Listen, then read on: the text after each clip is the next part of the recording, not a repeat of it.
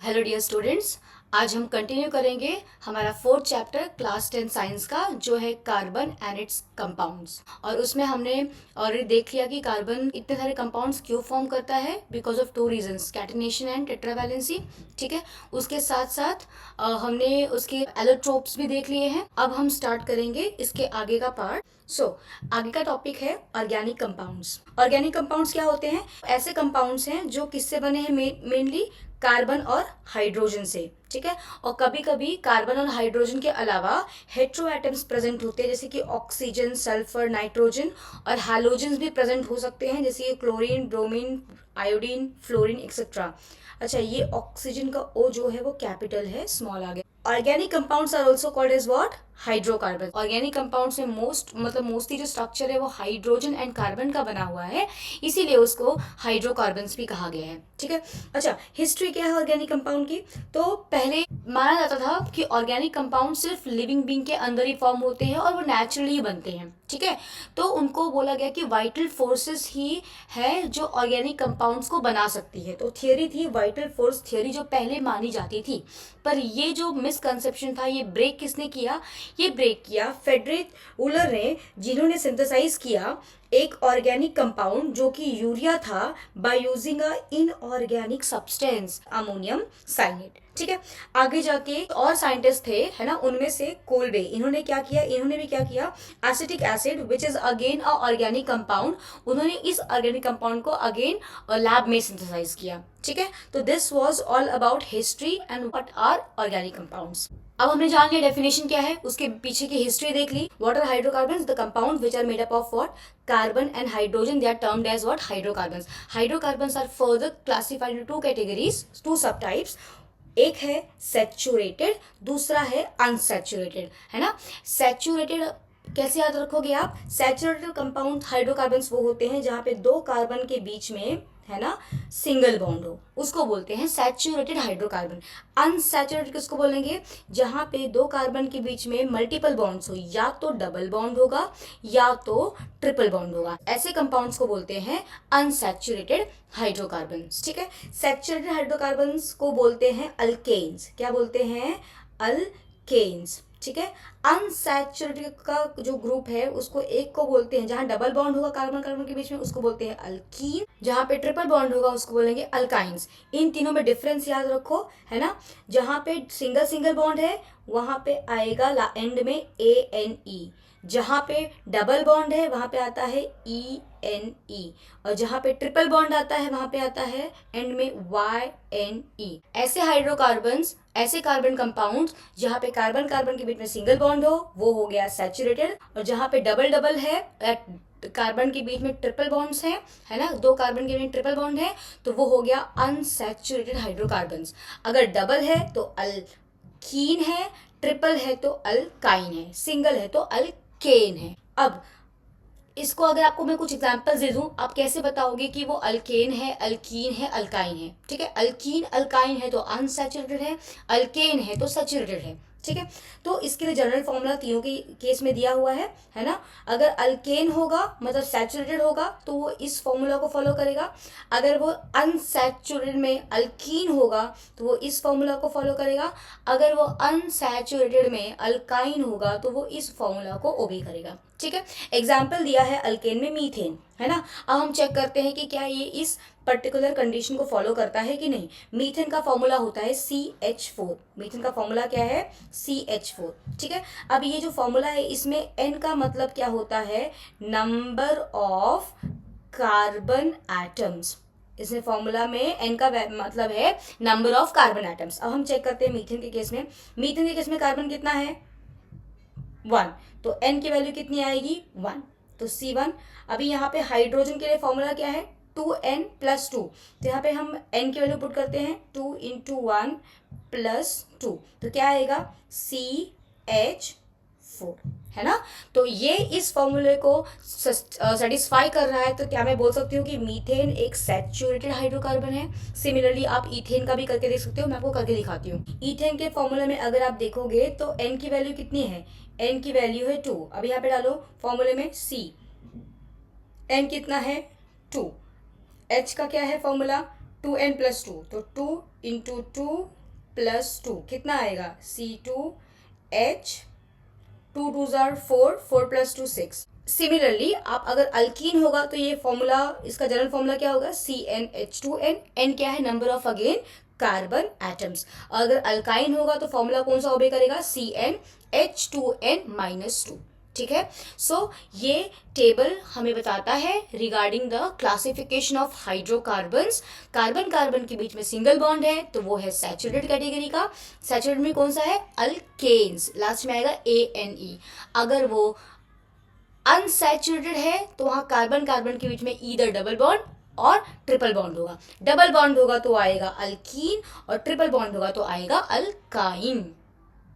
Similarly आपको इसका alkyne का भी एग्जांपल एक्सप्लेन कर देती हूँ। ईथीन, अगर आप ईथीन देखो, ईथीन का फॉर्मूला है C2H4, है ना। यहाँ पे जो जनरल फॉर्मूला दिया क्या है, CnH2n। देखो यहाँ पे C2 है, मतलब n का वैल्यू कितना है, 2 है ना। तो C2H का फॉर्मूला है 2n, तो 2 इंटू 2 कितना हो जाएगा, 4। तो ये भी इसको ओबे कर रहा है, तो ये क्या हो गया, ये हो गया अल्कीन। ओके। सिमिलरली इथाइन दिया है ना। इथाइन, अभी यहाँ पे भी अगेन ये फॉर्मूला हम चेक करते हैं इसको जस्टिफाई कर रहा है कि नहीं कर रहा है। तो यहाँ पे C2 है तो n की वैल्यू हो गई 2। यहाँ पे फॉर्मूला में h कैसे निकालोगे आप, 2n-2, तो C का वैल्यू 2 है तो 2 इंटू 2 4, 4-2 2, तो ये भी इसको जस्टिफाई कर रहा है। तो इस तरह से आप फॉर्मूला देख के आप बता सकते हो कि दिया हुआ हाइड्रोकार्बन सैचुरेटेड है या अनसैचुरेटेड है। आई होप आपको समझ में आया होगा, या मैं कुछ एग्जांपल्स आपको करवा देती हूँ। आप बताओ अल्केन है, अल्कीन है या अल्काइन है। फॉर्मूला है C4H10, ठीक है। दूसरा फॉर्मूला देती हूँ मैं आपको, C3H6, ठीक है। और तीसरा फॉर्मूला मैं देती हूँ आपको C2H2। अब बताओ इसमें से अल्केन कौन सा है, अल्कीन कौन सा है और अल्काइन कौन सा है। बहुत सिंपल है, पहले तीनों का जनरल फॉर्मूला हम लिख लेते हैं। अल्केन के लिए क्या था, CnH2n+2, मतलब सैचुरेटेड। अल्कीन के लिए क्या था, कार्बन कार्बन सिंगल बॉन्ड के लिए ये था, कार्बन कार्बन डबल बॉन्ड के लिए ये था।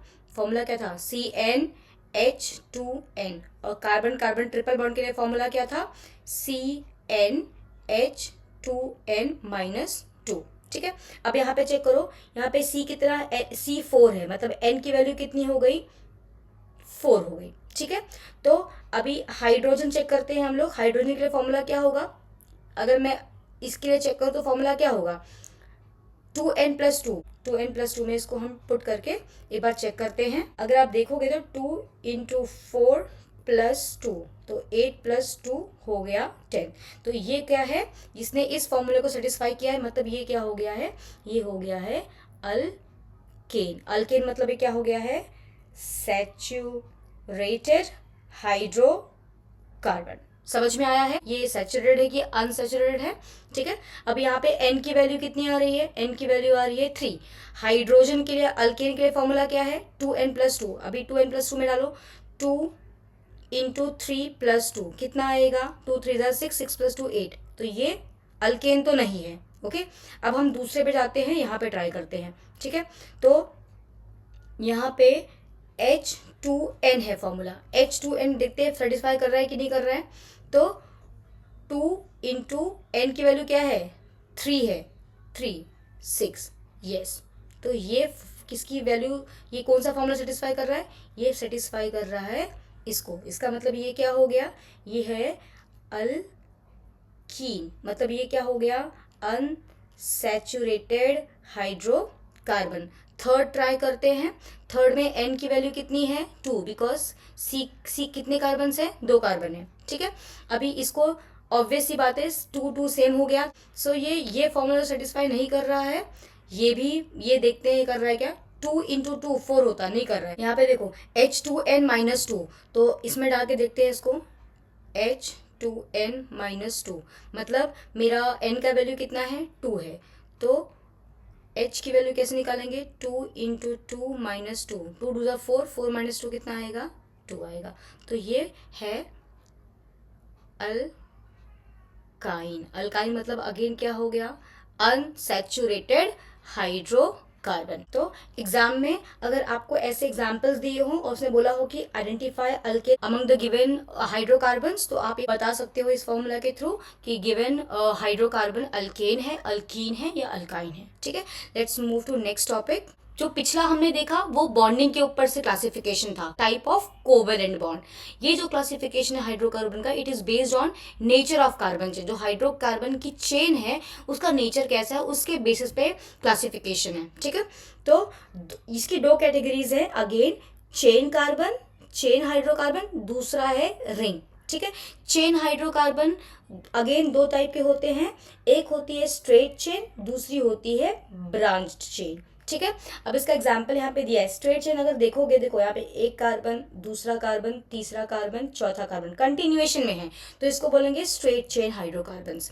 अगर आप यहाँ देखोगे तो यहाँ पे first carbon, second carbon, third carbon, fourth carbon अगर आप देखोगे तो आप ये स्ट्रेट चेन नहीं है। मतलब देखो, अगर आप यहाँ से यहाँ जाओ तो बिना पेन को उठाए आप जा सकते हो, पर यहाँ पे अगर चारों कार्बन कवर करने हैं तो आप पेन को उठाए बिना नहीं जा सकते, राइट, एक ऊपर की तरफ है।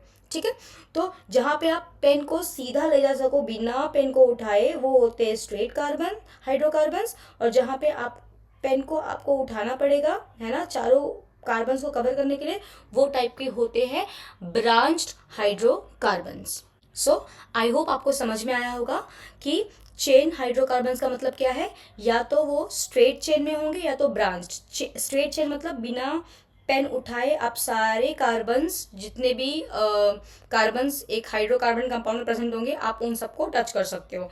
और ब्रांच चेन का मतलब है कि आपको एक बार पेन उठानी पड़ेगी। जैसे यहाँ पे फर्स्ट, सेकेंड और थर्ड कार्बन तो एक लाइन में थे, पर चौथा जो हो गया वो ऊपर था। ठीक है, स्ट्रेट चेन के अगर और एग्जाम्पल देखना चाहो तो मैं आपको और एग्जाम्पल एक दो एग्जाम्पल दिखा देती हूँ। ठीक है, स्ट्रेट चेन ऐसे भी हो सकती है, एक कार्बन, दो कार्बन, तीन कार्बन, चार कार्बन, पांच कार्बन, छह कार्बन।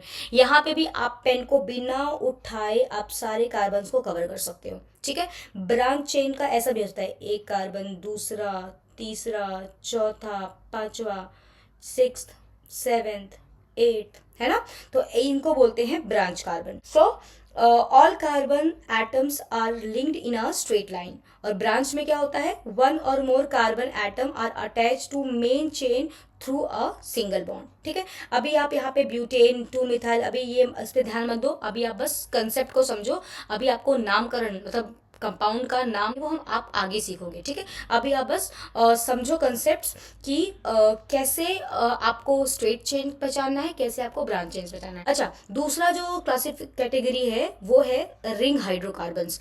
रिंग हाइड्रोकार्बन्स इतना ध्यान रखो कि वो एक क्लोज्ड स्ट्रक्चर होगा। अभी अगर आप यहाँ पे देखते हो, ओके, इसकी भी दो कैटेगरी है। अभी आपके लिए ये अलाइलिक और ये एरोमेटिक की जरूरत नहीं है, एग्जाम में आपको इसके बेसिस पे अलग से क्वेश्चन नहीं आएगा।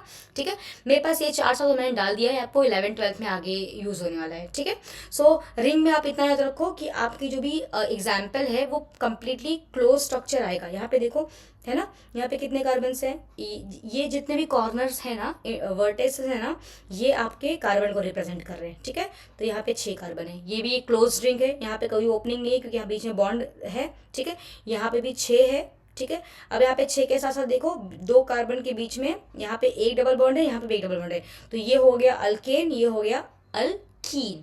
यहाँ पे क्या है, 3 के बीच में एक डबल बॉन्ड है, ये भी हो गया एग्जाम्पल अल्कीन का। ठीक है, अगर आप एरोमेटिक की बात करो, एरोमेटिक मतलब क्या होता है कि कोई भी स्ट्रक्चर हो उसमें डबल और सिंगल बॉन्ड ऑल्टरनेट पोजीशन पे प्रेजेंट रहते हैं। जैसे यहाँ पे डबल, फिर single bond, double bond, single bond, double bond. ठीक है, अभी आपको ये सब देखने की जरूरत नहीं है, बस फिलहाल समझ के इतना रखो कि रिंग मतलब क्या है, क्लोज स्ट्रक्चर रहेगा। ठीक है, तो अगर मैं इसको समअप करने की कोशिश करूं तो ये पर्टिकुलर टॉपिक क्या बताता है हमको कि hydrocarbons on the basis of kind of chain present, या है ना, based on their nature of carbon chain, they are classified into 2 categories. One is chain hydrocarbon, another is ring hydrocarbon. Chain hydrocarbons have open chain, they may be straight or branched. पर अगर आप ring hydrocarbon की बात करो तो they have closed chain. Okay, इनमें भी 2 types है, अभी टाइप की आपको जरूरत नहीं है। ओके, सो ये रहा आपका classification of hydrocarbons based on nature of carbon chain. पिछला क्लासिफिकेशन था based on bond, type of covalent bond present between the two carbon atoms. Single bond है तो अल्केन है, सैचुरेटेड हाइड्रोकार्बन हुआ।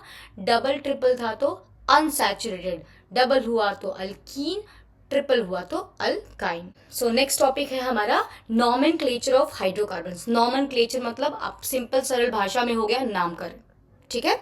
सो अगर आप किसी कंपाउंड जो भी सिंथेसाइज हुआ है उसका क्या नाम है, कैसे उसको पहचानोगे, आप उसका नाम कैसे रखोगे, है ना। आपको स्ट्रक्चर दिया है, बोला इसका नाम रखो, तो उसके कुछ रूल हैं वो आपको जानना बहुत ज़रूरी है। जो भी स्टूडेंट्स आगे साइंस लेने का प्लान कर रहे हो तो this is base for class 11th and 12th। So please पूरा ध्यान लगा के सुनो, इतना डिफिकल्ट भी नहीं है, थोड़ा सा ध्यान दोगे तो चैप्टर बहुत अच्छा है और आपको आगे भी बहुत काम आने वाला है, ठीक है। सो नॉमेनक्लेचर में आपको मोस्ट इंपॉर्टेंटली आपको ये ध्यान रखना है कि नाम बनता कैसे है। नाम बनता है combination of prefix, word root and suffix. Prefix, word root and suffix. Prefix में भी दो होते हैं, प्राइमरी सेकेंडरी, पर अभी आपके लेवल पे मैंने सिर्फ प्रीफिक्स लिख दिया है। वर्ड रूट क्या है मैं बताऊंगी आपको, प्राइमरी सफिक्स क्या है, सेकेंडरी सफिक्स क्या है वो भी मैं आपको आगे बताऊंगी, ठीक है।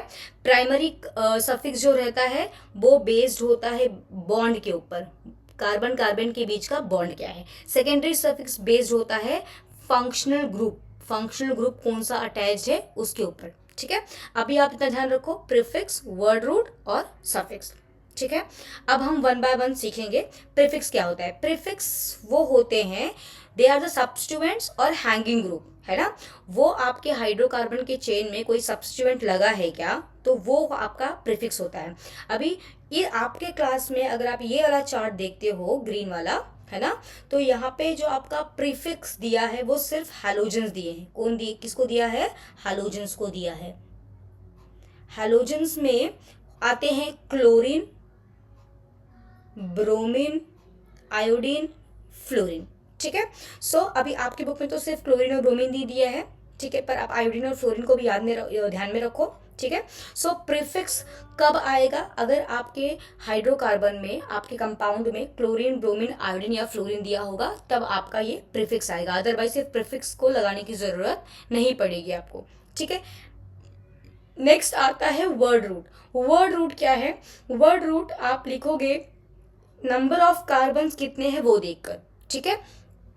यहाँ पे मैंने टेबल में अलग से आपको बना के दिया है, अगर आप ये टेबल यहाँ पे देखो तो यहाँ पे अलग से मैंने बताया है आपको, है ना। अगर आपके हाइड्रोकार्बन में सिर्फ एक कार्बन प्रेजेंट है तो उसके आगे आप लिखोगे मेथ, METH। अगर दो कार्बन प्रेजेंट है तो आप बोलोगे एथ, ETH। जैसे आपने मीथेन बोला था वैसे मेथ, इथेन, एथ। जो अगर तीन कार्बन प्रेजेंट होंगे तो उसका जो वर्ड रूट होगा वो होगा प्रॉप। अगर चार कार्बन प्रेजेंट हैं तो वर्ड रूट आएगा ब्यूट, इसको बट मत बोलना, इट्स ब्यूट, ठीक है। अगर 5 कार्बन्स हैं तो आएगा पेंट, 6 कार्बन्स हैं तो हेक्स, 7 है तो हेप्ट, 8 है तो ऑक्ट, 9 है तो नोन और 10 है तो डेक, ठीक है। अभी आपके एनसीईआरटी में मोस्टली टॉपिक ये 6 तक दिया हुआ है, पर मैंने 10 तक कवर कर लिया है, ठीक है। आपको मोस्टली 6 तक ही ध्यान में रखना है, ठीक है। सो आप ध्यान में रखो, based on carbon, number of carbon atoms, आपका ये जो वर्ड रूट है ये आपको यहाँ से मिलता है, जितना कार्बन उस हिसाब से आपका वर्ड रूट आएगा, ठीक है। अब आती है बारी सफिक्स की। प्राइमरी सफिक्स किसके ऊपर बेस था, मैंने कहा था बॉन्ड के ऊपर बेस था, है ना। प्राइमरी सफिक्स किस पे बेस था, बॉन्ड के ऊपर। सो आपका जो वर्ड रूट था वो डिपेंडेंट किस पे था, नंबर ऑफ कार्बन के ऊपर। जो आपका सफिक्स में प्राइमरी सफिक्स है वो किस पे डिपेंडेंट है, वो डिपेंडेंट है टाइप ऑफ बॉन्ड के ऊपर, ठीक है। अगर आपके हाइड्रोकार्बन में सारे कार्बन्स के बीच में सिंगल बॉन्ड है तो आपका जो प्राइमरी सफिक्स आएगा उसके आगे आप लगाओगे ANE। क्या लगाओगे, ANE, ठीक है। कार्बन कार्बन के बीच में डबल बॉन्ड है तो क्या आएगा, ENE। और कार्बन कार्बन के बीच में ट्रिपल बॉन्ड, यहाँ पे ट्रिपल बॉन्ड नहीं लिख पाई मैं, अगर ट्रिपल बॉन्ड रहेगा तो वहाँ पे आप लगाओगे YNE। यहाँ पे मैं बता देती हूँ, ये है ट्रिपल बॉन्ड, ये है सिंगल बॉन्ड, ये है डबल बॉन्ड, ठीक है। सो जो प्राइमरी सफिक्स है वो बेस्ड है टाइप ऑफ बॉन्ड के ऊपर। फिर तीसरा आता है आपका फंक्शनल ग्रुप, मतलब सेकेंडरी सफिक्स। अगर आपके हाइड्रोकार्बन में, है ना, ये अल्कोहल, अल्डिहाइड, कीटोन और कार्बोक्सिलिक एसिड, इन चारों में से कोई भी एक फंक्शनल ग्रुप प्रेजेंट रहेगा, है ना, तो उस हिसाब से आप सेकेंडरी प्रीफिक्स सफिक्स क्या लगाओगे वो मैं यहाँ पे बता रही हूँ, ठीक है। सो अगर अल्कोहल रहेगा, अगर आपके फॉर्मूला में कहीं भी ओ एच रहेगा तो आप नाम के आगे लगाओगे ओ एल। अगर अल्डिहाइड का सी एच ओ, ये रहा सी एच ओ, अगर ये रहेगा तो आप लगाओगे नाम के आगे ए एल। अगर रहेगा सी ओ, सी ओ को यहाँ दिया है ऐसे, अगर रहेगा सी ओ, है ना, अगर रहेगा सी ओ तो आप लगाओगे ओ एन ई। अगर रहेगा सी ओ ओ एच, मतलब इसको हम ऐसे भी लिखते हैं सी ओ ओ एच, तो आप लगाओगे ओइक एसिड। ये जो प्रीफिक्स है आपका, ये मैंने यहाँ नीचे लिख के रखा है। अगर क्लोरीन, ब्रोमीन या आयोडीन रहेगा, है ना, तो ये है हैलोजेंस। तो हैलोजेंस के लिए हम लगाते हैं हैलो। तो क्लोरीन के लिए हो जाएगा क्लोरो, ब्रोमीन के लिए हो जाएगा ब्रोमो, आयोडीन के लिए हो जाएगा आयोडो, और फ्लोरीन के लिए हो जाएगा फ्लोरो। अब इतना जो भी मैंने दिया है इसको आप कहीं कॉपी कर लो या स्क्रीनशॉट ले लो, फिर मैं एक एक एग्जाम्पल के साथ आपको एक्सप्लेन करूंगी कि ये कैसे आपको किसी भी दिए हुए कंपाउंड का नाम लिखना है। अब हम सीखेंगे rule for writing the names of organic compound, ठीक है। तो इसके यहाँ पे कुछ रूल दिए हैं, मैं आपको अपने तरीके से समझाती हूँ। लेट सपोज आपको एक कंपाउंड दिया है कुछ इस तरह से, CH3, CH2, CH3, ठीक है। तो अगर आप बात करोगे प्रीफिक्स की, तो क्या आपको यहाँ पे कोई भी प्रीफिक्स दिख रहा है? प्रीफिक्स में क्या आना चाहिए था? प्रीफिक्स में आना चाहिए था ये वाला हैलोजन वाला। कोई भी क्लोरीन, ब्रोमीन या आयोडीन कहीं भी दिख रहा है? नहीं। तो यहाँ पे जो आपका ये फॉर्मूला जो बनता है prefix plus word root plus suffix, इसमें कोई भी प्रीफिक्स है ही नहीं तो प्रीफिक्स भूल जाओ, ठीक है। वर्ड रूट, वर्ड रूट के लिए हमको क्या देखना था? वर्ड रूट के लिए हमें देखना था number of carbon atoms. Word root के लिए हम क्या देख रहे थे? नंबर ऑफ कार्बन एटम्स, है ना। तो यहाँ पे कितने कार्बन से, एग्जाम्पल में कितने कार्बन से? एक कार्बन, दूसरा carbon and this is the third carbon. अगर 3 कार्बन होंगे तो आपका वर्ड रूट क्या आएगा? वर्ड रूट आएगा प्रॉप। तो इसका नाम कैसे लिखोगे आप? प्रॉप, ठीक है। अब प्रॉप के आगे अगर आप देखोगे तो मैंने यहाँ पे डैश रखा है। डैश मतलब इसके आगे भी नाम है, ठीक है। तो प्रॉप हो गया आपका वर्ड रूट, प्रॉप हो गया आपका वर्ड रूट। अब इसके आगे सफिक्स कौन सा लगना है? क्या कोई भी फंक्शनल ग्रुप आपको इस एग्जांपल में दिख रहा है? क्या आपको OH दिख रहा है? क्या आपको CHO दिख रहा है, या CO या COOH? कुछ भी नहीं दिख रहा है हमको, है ना, ठीक है। नहीं दिख रहा तो दैट मीन्स सेकेंडरी सफिक्स यहाँ पे प्रेजेंट नहीं है। तो कोई भी फंक्शनल ग्रुप प्रेजेंट नहीं तो सेकेंडरी सफिक्स नहीं आएगा हमारे फॉर्मूले में, ठीक है। नेक्स्ट, अभी आप जितने भी कार्बन्स हैं, सब कार्बन के बीच में बॉन्ड कैसा दिख रहा है? सिंगल बॉन्ड दिख रहा है। अगर बॉन्ड सिंगल होता है तो नाम के आगे क्या लगता है? ANE, क्या लगता है? एन। तो यहाँ पे आएगा प्रॉप और एन। आपका यहाँ पे प्राइमरी सफिक्स यूज हो रहा है ना। तो प्राइमरी सफिक्स में एन है तो उसका नाम क्या हो जाएगा? प्रोपेन, ठीक है। सो इस तरह से आपको दिए हुए हाइड्रोकार्बन का नाम लिखना है, ठीक है। तो रूल देख लो। पहले बात तो आप लॉन्गेस्ट चेन चुनो, है ना। कार्बन कितने भी चेन की हो, सबसे लंबी चेन उसकी चुननी है। Count the number of carbon items and write the root word या वर्ड रूट, ठीक है। तो हमारे यहाँ पे 3 कार्बन थे तो हमारा जो रूट वर्ड था वो क्या था? प्रॉप था, ठीक है। उसके बाद identify the type of bond. अभी टाइप ऑफ बॉन्ड कैसा था? सिंगल कोवलेंट बॉन्ड, डबल या ट्रिपल। तो सारे कार्बन के बीच में बॉन्ड कैसा है? Single covalent bond. कोई फंक्शनल ग्रुप था? नहीं था। तो हम लोग कैसे लिखेंगे नाम? हमारा प्रीफिक्स नहीं था, कोई फंक्शनल ग्रुप नहीं था, तो हमारा नाम आएगा word root plus primary suffix. तो नाम हो गया प्रोपेन, ठीक है। आपको ध्यान में ये रखना है, एक कार्बन तो आपका वर्ड रूट या पेरेंट क्या हो गया? मीथेन। 2 कार्बन तो वर्ड रूट मतलब पेरेंट क्या हो गया? एथ। 3 कार्बन तो वर्ड रूट मतलब पेरेंट, पेरेंट क्या हो गया? Prop. 4 carbon but, 5 carbon pent, 6 carbon hex, ठीक है। चलो मैं कुछ और एग्जांपल्स लेती हूँ तो आपको और अच्छे से समझ में आएगा। C4H10। अच्छा, इस ना ये जो प्रोपेन है ना, इस स्ट्रक्चर को आपको एग्जाम में ऐसे भी दे सकते हो लोग, CCC। एक कार्बन पे कितने हाइड्रोजन है? 3 हाइड्रोजन। तो एक हाइड्रोजन, दूसरा हाइड्रोजन, तीसरा।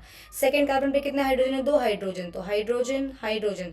थर्ड कार्बन पे कितने हाइड्रोजन है? 3। तो आपको ऐसा ओपन स्ट्रक्चर भी दिया हो सकता है, ठीक है। तो ये एक ही चीज है। इसको आपको कंडेंस में कैसे देख सकते हैं? C3H8, ठीक है, तो ये भी प्रोपेन है, ये भी प्रोपेन का एक तरीका है लिखने का, और ये भी प्रोपेन है। तो कंफ्यूज नहीं होना है, ये डिफरेंट वेज ऑफ राइटिंग है। नेक्स्ट एग्जांपल करते हैं। लेट सपोज आपको एग्जाम में दिया है ऐसा C4H10 और बोला कि इसका आप नाम बताओ, राइट द IUPAC नॉमेनक्लेचर। अच्छा बताना आपको भूल गई, IUPAC। IUPAC एक बॉडी है जो कोई भी नया कंपाउंड आएगा है ना, उसके ऊपर जो भी नाम रखना हुआ या फिर जो भी ऑफिशियल चीज़ें होती है ये IUPAC करता है। तो IUPAC का फुल फॉर्म है international union of pure and applied chemistry. तो ये जो भी हम नाम लिखने का तरीका सीख रहे हैं वो वही है, IUPAC नॉमेनक्लेचर। C4H10 का IUPAC नॉमेनक्लेचर अगर करना है तो इसको पहली बात तो अभी आप कंफ्यूज हो गए कि ये अल्केन है, अल्कीन है, अल्काइन है। हमने पीछे देखा था इसका इसका ये था अल्केन। कैसे देखा था हमने? अल्केन का फॉर्मूला क्या था? CnH2n+2। कार्बन कितने हैं? n की वैल्यू हो गई 4। तो अगर आप चेक करोगे तो क्या आएगा, इसकी वैल्यू निकालनी है अगर मुझे हाइड्रोजन की, तो कैसे निकालोगे? H कितना है? 2n+2। तो क्या ये सेटिस्फाई हो रहा है? 2 इंटू 4+2 कितना हो गया? 8+2, तो ये हो गया 10। तो ये हो गया हमारा अल्केन। अल्केन है, ठीक है। अल्केन मतलब कि कार्बन कार्बन के बीच में कैसे बॉन्ड होंगे? सारे बॉन्ड सिंगल होंगे, है ना, क्योंकि ये तो ओपन स्ट्रक्चर दिया हुआ नहीं था आपको। तो आप बोलोगे कि पता नहीं कैसे बताएं हम लोग कि कार्बन के डबल बॉन्ड है कि ट्रिपल बॉन्ड है कि सिंगल बॉन्ड है ना। तो अभी आपको इस फॉर्मूला से समझ में आ गया कि सारे कार्बन कार्बन के बीच में कैसे बॉन्ड्स है? सिंगल बॉन्ड्स है, ठीक है। तो अब इसका नॉमेनक्लेचर आप कैसे करोगे? यहाँ पे आपका फॉर्मूला आप ध्यान में रखो हमेशा, prefix plus root word plus suffix. Suffix में दो आते हैं, एक प्राइमरी और एक आता है सेकेंडरी। प्राइमरी होता है बॉन्ड रिलेटेड, सेकेंडरी होता है फंक्शनल ग्रुप रिलेटेड, ठीक है। अभी यहाँ पे इस फॉर्मूले में कोई भी क्लोरीन, ब्रोमीन, आयोडीन तो है नहीं, है ना, तो प्रीफिक्स कुछ नहीं है, तो प्रीफिक्स ब्लैंक आएगा, कुछ नहीं आएगा। रूट वर्ड, अभी यहाँ पे कार्बन कितने हैं? 4। एक कार्बन के लिए, 1 मिनट रुको मैं बताती हूँ आपको फिर से। यहाँ पे जाओ, देखो यहाँ पे देखो, 1 कार्बन के लिए मेथ, 2 कार्बन के लिए एथ, 3 कार्बन के लिए प्रॉप और 4 कार्बन के लिए क्या है? ब्यूट, ठीक है। सो अगर यहाँ पे 4 कार्बन है तो यहाँ पे रूट वर्ड क्या आएगा? ब्यूट, ठीक है। अब सेकेंडरी प्रूफ, अभी यहाँ पे कोई और फंक्शनल ग्रुप है क्या? फंक्शनल ग्रुप कौन कौन से हैं? ये क्या कोई क्लोरीन, ब्रोमीन, आयोडीन नहीं है ना, तो कोई प्रीफिक्स तो प्रेजेंट ही नहीं है। अल्कोहल का OH भी नहीं है, तो अल्कोहल भी नहीं प्रेजेंट है। अल्डिहाइड का CHO नहीं है, ये रहा CHO, इसको आप ओपन करके ऐसे भी लिखते हैं, तो अल्डिहाइड भी नहीं प्रेजेंट है। कीटोन का CO भी नहीं प्रेजेंट है ना। कार्बोक्सिलिक एसिड का COOH, ये रहा COOH, ये भी प्रेजेंट नहीं है ना। तो इसका मतलब फंक्शनल ग्रुप वाला सफिक्स तो प्रेजेंट ही नहीं है, मतलब सेकेंडरी सफिक्स नहीं प्रेजेंट है। अभी प्रेजेंट क्या है? बॉन्ड वाला। तो कार्बन कार्बन के बीच में कैसा बॉन्ड है? सिंगल बॉन्ड, हमने ऑलरेडी चेक कर लिया इस फॉर्मूले से, है ना। तो इसका नाम आएगा ANE। तो इसका नाम क्या बनेगा फिर? इसका नाम बनेगा ब्यूटेन। क्या हो गया इसका नाम? इसका नाम हो गया ब्यूटेन, ठीक है। ऐसे कुछ और एग्जांपल्स करते हैं तो आपको अच्छे से समझ में आएगा। किसी भी दिए हुए कंपाउंड का अगर फॉर्मूला आपको दिया हुआ है तो आप उसका नाम IUPAC के हिसाब से आसानी से लिख सकते हैं। कुछ और एग्जांपल्स देखते हैं। CH3C triple bond CH। अभी इस पर्टिकुलर ऑर्गेनिक कंपाउंड में अगर आप देखोगे तो ये 2 कार्बन के बीच में क्या है? ट्रिपल बॉन्ड प्रेजेंट है। जहां पे भी ट्रिपल बॉन्ड प्रेजेंट है इसका मतलब कि ये क्या है? ये कौन से ग्रुप का कंपाउंड है? ये है अल्काइन। इसका IUPAC नेम कैसे लिखोगे? क्या इसमें कोई भी प्रीफिक्स प्रेजेंट है? क्लोरीन, ब्रोमीन, आयोडीन है? नहीं है, ठीक है, तो प्रीफिक्स भूल जाओ। वर्ड रूट देखेंगे, इसमें कितने कार्बन प्रेजेंट हैं? 1 2 एंड 3। इसमें कितने कार्बन प्रेजेंट? 3 कार्बन प्रेजेंट है। 3 कार्बन प्रेजेंट है, इसका मतलब इसका नाम क्या है? इसका रूट वर्ड क्या आएगा? प्रॉप। रूट वर्ड क्या आएगा? प्रॉप। कार्बन कार्बन के बीच में कहीं भी ट्रिपल बॉन्ड दिख रहा है हम लोग को, एक जगह दिख रहा है ट्रिपल बॉन्ड, तो इसके नाम के आगे क्या आएगा? YNE। तो इसका नाम क्या हो गया? प्रोपाइन। इसका नाम क्या हो गया? प्रोपाइन। तो अभी हम कुछ क्लोज्ड वाले हाइड्रोकार्बन्स भी देख लेते हैं। लेट सपोज आपको एग्जाम में दिया है इस तरह का कंपाउंड, ठीक है। इसको देख के डरना नहीं है, इसका मतलब क्या है कि ऐसा है, 1 कार्बन, दूसरा कार्बन, तीसरा कार्बन, चौथा, 5वां और छठा, ठीक है। तो ये जो वर्टिसेस होते हैं ये रिप्रेजेंट करते हैं कार्बन को, है ना। तो उतने कार्बन बना दो पहले आप। हमको पता है कार्बन कैसा है, टेट्रावैलेंट। कार्बन की वैलेंसी कितनी थी, 4 थी, है ना। टेट्रावैलेंट है ना। तो हमने देखा था कि वो कोवैलेंट बॉन्ड बना के अपनी ऑक्टेट सेटिस्फाई करता है, राइट। तो जब भी कुछ और ना लिखा हो तो समझ लो कि उसकी बाकी की वैलेंसी कौन सेटिस्फाई कर रहा है, हाइड्रोजन। कौन सेटिस्फाई कर रहा है, हाइड्रोजन, ठीक है। कैसे था कोवैलेंट बॉन्डिंग, ऐसा था ना, कार्बन एक डॉट हाइड्रोजन, दूसरा डॉट हाइड्रोजन, हाइड्रोजन, हाइड्रोजन। तो ये बॉन्ड्स कार्बन के थे और दूसरा वाला बॉन्ड किसका था, हाइड्रोजन का था।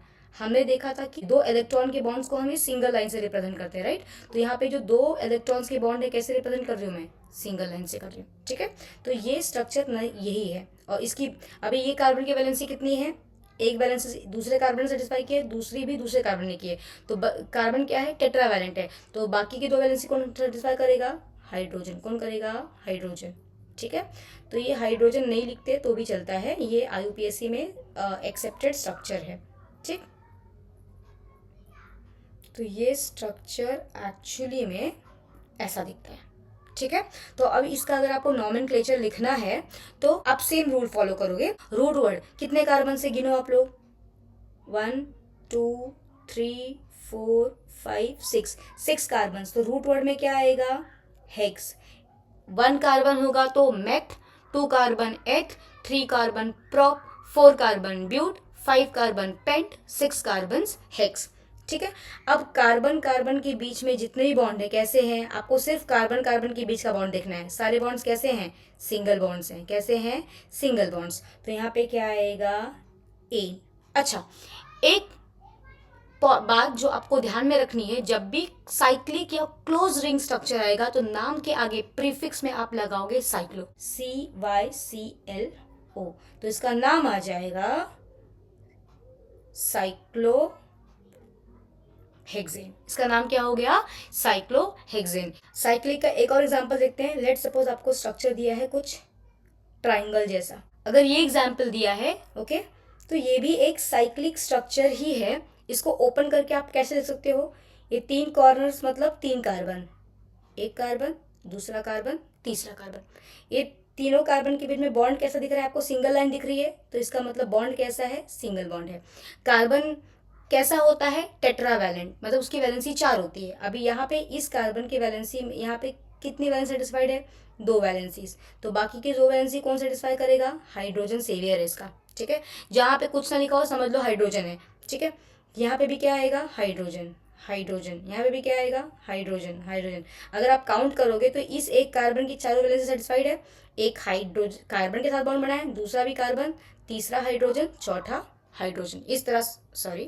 इस तरह से वैलेंसीज हम चेक कर सकते हैं, ठीक है। तो अगर अब इसका नाम लिखना है, साइक्लिक स्ट्रक्चर है तो नाम के आगे क्या लगेगा, साइक्लो। अब आएगा रूट वर्ड, साइक्लो हो गया प्रीफिक्स, साइक्लो क्या हो गया, प्रीफिक्स। अब आएगा रूट वर्ड, फिर आएगा सफिक्स, ठीक है। तो यहाँ पे रूट वर्ड क्या आएगा, नंबर ऑफ कार्बन, कितने कार्बन है यहाँ पे, 1 2 3, है ना। तो कार्बन कितने हैं, 3। तो नाम क्या आएगा, अगेन प्रोप।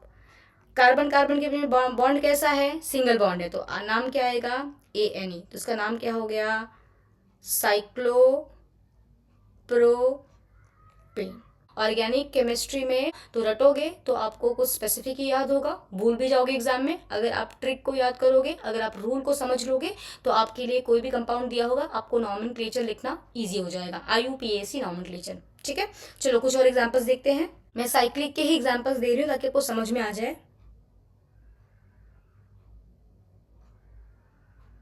लेट सपोज आपको ऐसा एग्जाम्पल दिया हो, है ना। तो पहले इसको आप ओपन करके लिखोगे तो कैसा होगा, 4 कॉर्नर्स मतलब कार्बन कितने होंगे, 4, 1 2 3 4, है ना। तो 4 कार्बन लिख लो आप, 1 2 3 4। यहाँ पे 1 और 2 के बीच में सिंगल बॉन्ड है, 2 और 3 के बीच में सिंगल बॉन्ड है, 3 और 4 के बीच में सिंगल बॉन्ड है। पर 1 और 4 के बीच में कैसा बॉन्ड है, डबल बॉन्ड है, ठीक है।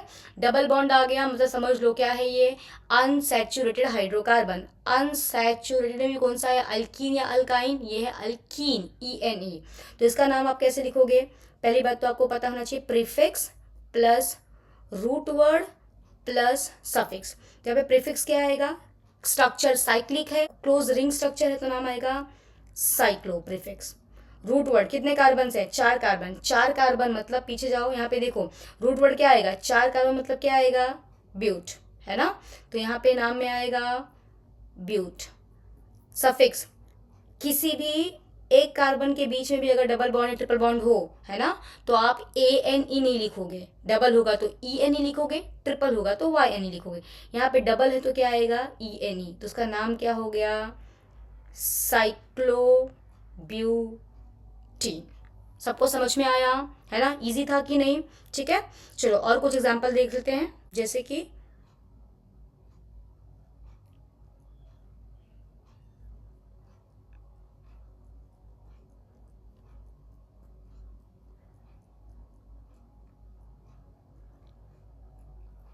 लेट सपोज आपको एग्जांपल दिया है, इसका बोला है कि आप इसका IUPAC नॉमेनक्लेचर लिखो। ठीक है, तो घबराना नहीं है। अगेन आपका हमेशा आपको ध्यान में रखना है,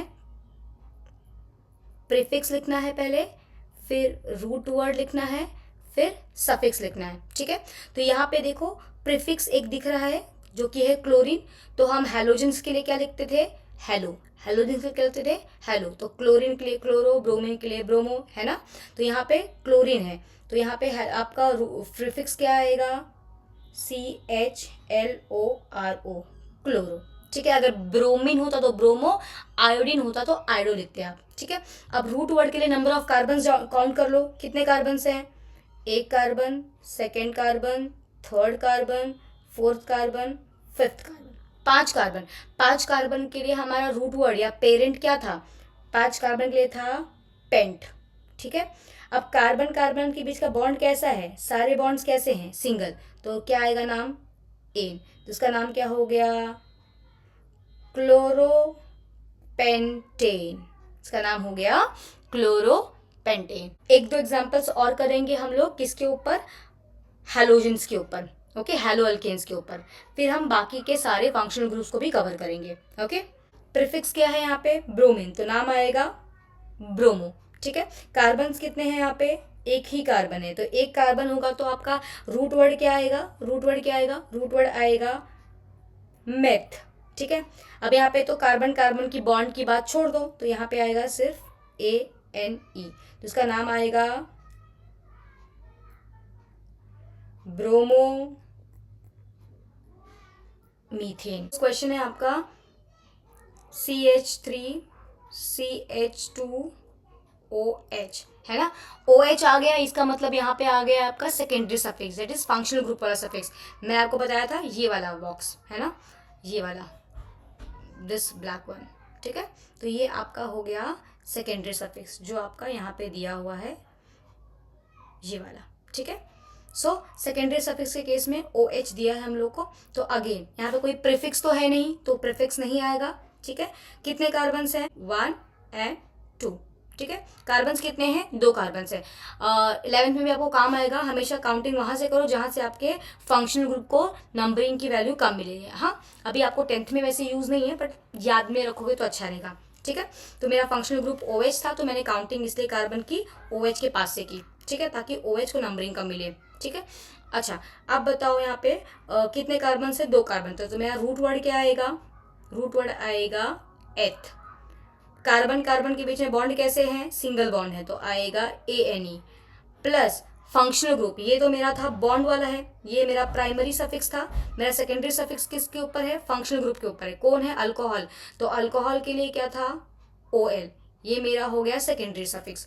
तो इसका नाम पता है कैसे आएगा? इसका नाम आएगा एथेनॉल। अब आप बोलोगे ई कहाँ चला गया? तो जब भी सेकेंड प्राइमरी सफिक्स और सेकेंडरी सफिक्स के साथ में आ रहे हो, दोनों आपके नाम में हो, नॉमेनक्लेचर में हो, तो आपको प्राइमरी सफिक्स का जो ई है ना, इसको आपको क्या करना है? निकाल देना है। ठीक है, तो ये ई क्या हो गया? ड्रॉप हो गया और नाम आ गया ETHANOL। तो इसका नाम हो गया एथेनॉल। ये क्या हो गया? एथेनॉल। आई होप आपको समझ में आया होगा। ठीक है, ऐसे ही अगर आपको मैं एग्जांपल दूं CH3OH, तो इसमें कोई साइक्लिक कंपाउंड तो है नहीं है, इसमें क्लोरीन ब्रोमीन आयोडीन मतलब हाइड्रोजन प्रेजेंट है नहीं, तो प्रीफिक्स आएगा नहीं। अब रूट वर्ड देखो कितने कार्बन है, एक कार्बन, तो नाम आएगा meth. Double bond single bond तो की बात छोड़ दो, तो यहाँ पे आप लिखोगे AN। अल्कोहल है तो यहाँ पे आएगा OL। अब ये E और O दोनों ही वोवेल्स हैं, तो ये E जो है ड्रॉप हो जाएगा, नाम आएगा मिथेनॉल। ठीक है, ऐसे ही कुछ और एग्जांपल्स देखते हैं, तब आपको और अच्छे से समझ में आएगा। अभी आपको यहाँ पे कोई भी प्राइमरी से कोई प्रीफिक्स तो दिख नहीं रहा है, तो रूट वर्ड देखो कितने कार्बन है, 1 2 3, 3 कार्बन हैं, तो 3 कार्बन होने का मतलब क्या हो गया आपका, रूट वर्ड क्या आएगा, पेरेंट क्या आएगा, 1 carbon meth, 2 carbon eth, 3 carbon prop, तो आएगा प्रॉप। कार्बन कार्बन के बीच में कैसे बॉन्ड्स है, आपको कार्बन कार्बन के बीच का बॉन्ड लिखना है, कार्बन या बाकी एलिमेंट का नहीं। तो यहाँ पे कार्बन कार्बन के बीच में कैसा बॉन्ड है, सिंगल बॉन्ड है, तो क्या आएगा एन प्लस। फंक्शनल ग्रुप कौन सा है, आपको दिख रहा होगा, फंक्शनल ग्रुप है CO। क्या है, CO। अगर आप ऊपर जाके देखोगे तो जहां पे भी CO होगा, CO को इस तरह से भी रिप्रेजेंट करते हैं। ठीक है, तो ये हो गया कीटोनिक ग्रुप। कौन सा ग्रुप हो गया, कीटोन का ग्रुप। तो उसके लिए आप सफिक्स क्या लगाओगे, ONE। क्या लगाओगे, ONE। तो आपका नाम के आगे क्या आएगा, prop plus ANE plus ONE। अब आपके प्राइमरी सफिक्स और सेकेंडरी सफिक्स है ना कि ये जो आसपास के वर्ड्स हैं क्या है, दोनों ही वॉवेल्स हैं, तो ये ई क्या करेगा, बलिदान देके नाम बनेगा इसका प्रोपेनॉन। इसका है प्रोपेनॉन। ठीक है, प्रोपेन वन मत बोलना, इट्स प्रोपेनॉन। Okay, clear. चलो कुछ और एग्जांपल्स देते हैं फटाफट। अच्छा, कीटोन का जो सबसे पहला मेंबर है वो यही है, CH3 C double bond O CH3। इससे छोटा और भी कोई कीटोन ग्रुप नहीं हो सकता है ना, क्योंकि कीटोन का फंक्शनल ग्रुप का फॉर्मूला ही क्या था, ऐसा था। मतलब इस तरफ भी लेफ्ट साइड भी कोई ना कोई कार्बन का चेन अटैच्ड होगा और राइट साइड भी कार्बन चेन अटैच्ड होगी। तो ये जो CO आ रहा है वो सेंटर में आ रहा है। तो सबसे स्मॉलेस्ट मेंबर कौन सा है कीटोनिक ग्रुप का, प्रोपेनॉन, जिसको हम बोलते हैं एसीटोन। इसका कॉमन नेम क्या है, एसीटोन, जो आपके नेल पेंट के रिमूवर में भी होता है। ठीक है, अगर आप कोई लड़का देख रहा हो वीडियो, तो आपकी मम्मी जो नेल पेंट यूज करती होंगी ना, है ना, उसमें एसीटोन रहता है। ऑफेंड नहीं होना है। Let's see some more examples of ketonic group. जैसे कि मैं लिख देती हूँ अच्छा ये CH3 कोई ऐसा ज़रूरी नहीं है कि कोने में ही आए, ये CH3 को ऐसे भी लिख सकते हैं, CH3 CH2 C double bond O। A double bond O ऊपर भी हो सकता है, नीचे भी लिखा जा सकता है, कोई ज़रूरी नहीं कि ऊपर लिखना है। CH2 CH3 CH3, ये आएगा CH2। ठीक है, सो अब इसका नाम क्या लिखेंगे हम लोग, अभी नंबर ऑफ कार्बन काउंट करो, एक कार्बन, दूसरा carbon, third carbon, fourth carbon, fifth carbon, sixth carbon. Functional group कौन सा है, CO है, उसके एक साइड भी कार्बन चेन है, दूसरे साइड भी कार्बन चेन है, मतलब ऐसा कोई कंपाउंड आएगा तो ये क्या है, ये है कीटोनिक ग्रुप, है ना। तो आपका कोई प्रीफिक्स तो है नहीं, कोई हैलोजन अटैच नहीं है, स्ट्रक्चर साइक्लिक है नहीं, तो प्रीफिक्स को भूल जाओ, है ना। रूट वर्ड पे ध्यान दो, कितने कार्बन्स हैं, 6 कार्बन्स हैं, 6 कार्बन्स है तो रूट वर्ड में क्या आएगा, हेक्स। अच्छा, कार्बन कार्बन के बीच में कैसा बॉन्ड है, सिंगल बॉन्ड है, कार्बन ऑक्सीजन का बॉन्ड मत देखो, डबल बॉन्ड, सिंगल बॉन्ड है तो आएगा ANE। फंक्शनल ग्रुप कौन सा है, कीटोनिक ग्रुप CO, तो इसका नाम क्या आएगा आगे, फंक्शनल ग्रुप का ONE। अब ये E और O दोनों वोवेल्स हैं, तो ये बलिदान दे देगा बेचारा, नाम आएगा हेक्सेनॉन। नाम क्या हो गया इसका, हेक्सेनॉन। चलो एक एग्जाम्पल लेते हैं हम अल्डिहाइड का, है ना। ये जो दोनों एग्जाम्पल मैंने दिया है, दोनों एक ही कंपाउंड है। ठीक है, तो आप CHO ऐसे भी लिख सकते हो और C डबल बॉन्ड OH ऐसे भी लिखा जा सकता है। दोनों ही ग्रुप किसके हैं, एल्डिहाइड के। किसके हैं, एल्डिहाइड। ठीक है, एल्डिहाइड होगा तो जो सेकेंडरी सफिक्स क्या होता है, AL। अल्कोहल में क्या था, OL। कीटोन में क्या था, ONE। अल्डिहाइड में क्या होता है, AL। अब इसका नाम लिखते हैं, कोई प्रीफिक्स है क्या, कोई साइक्लिक स्ट्रक्चर है, क्लोज रिंग स्ट्रक्चर नहीं, halogen chlorine fluorine bromine iodine है नहीं, तो प्रीफिक्स आएगा, प्रीफिक्स नहीं आएगा नाम लिखते टाइम। ओके, तो अब देखो रूट वर्ड देखो कितने कार्बन हैं, एक कार्बन और ये है दूसरा कार्बन। 2 कार्बन होंगे तो पेरेंट या फिर रूट वर्ड क्या आएगा, एथ। ETH। कार्बन कार्बन के बीच में कैसे बॉन्ड है, सिंगल बॉन्ड है, तो ANE। अब मेरा जो फंक्शनल ग्रुप है वो है ये वाला CHO। CHO है, इसका मतलब क्या आएगा, AL, तो नाम क्या आगे आएगा, AL। अब ये E और A दोनों ही क्या हैं, वॉवेल्स हैं, तो ये E क्या देगा, बलिदान देगा, नाम आएगा इथेनल। ठीक है। अल्कोहल होता, OH होता सिर्फ, अगर ये C नहीं होता, अगर ये वाला C नहीं होता, सिर्फ OH होता, तो इसका नाम होता इथेनॉल, OL आता। पर यहाँ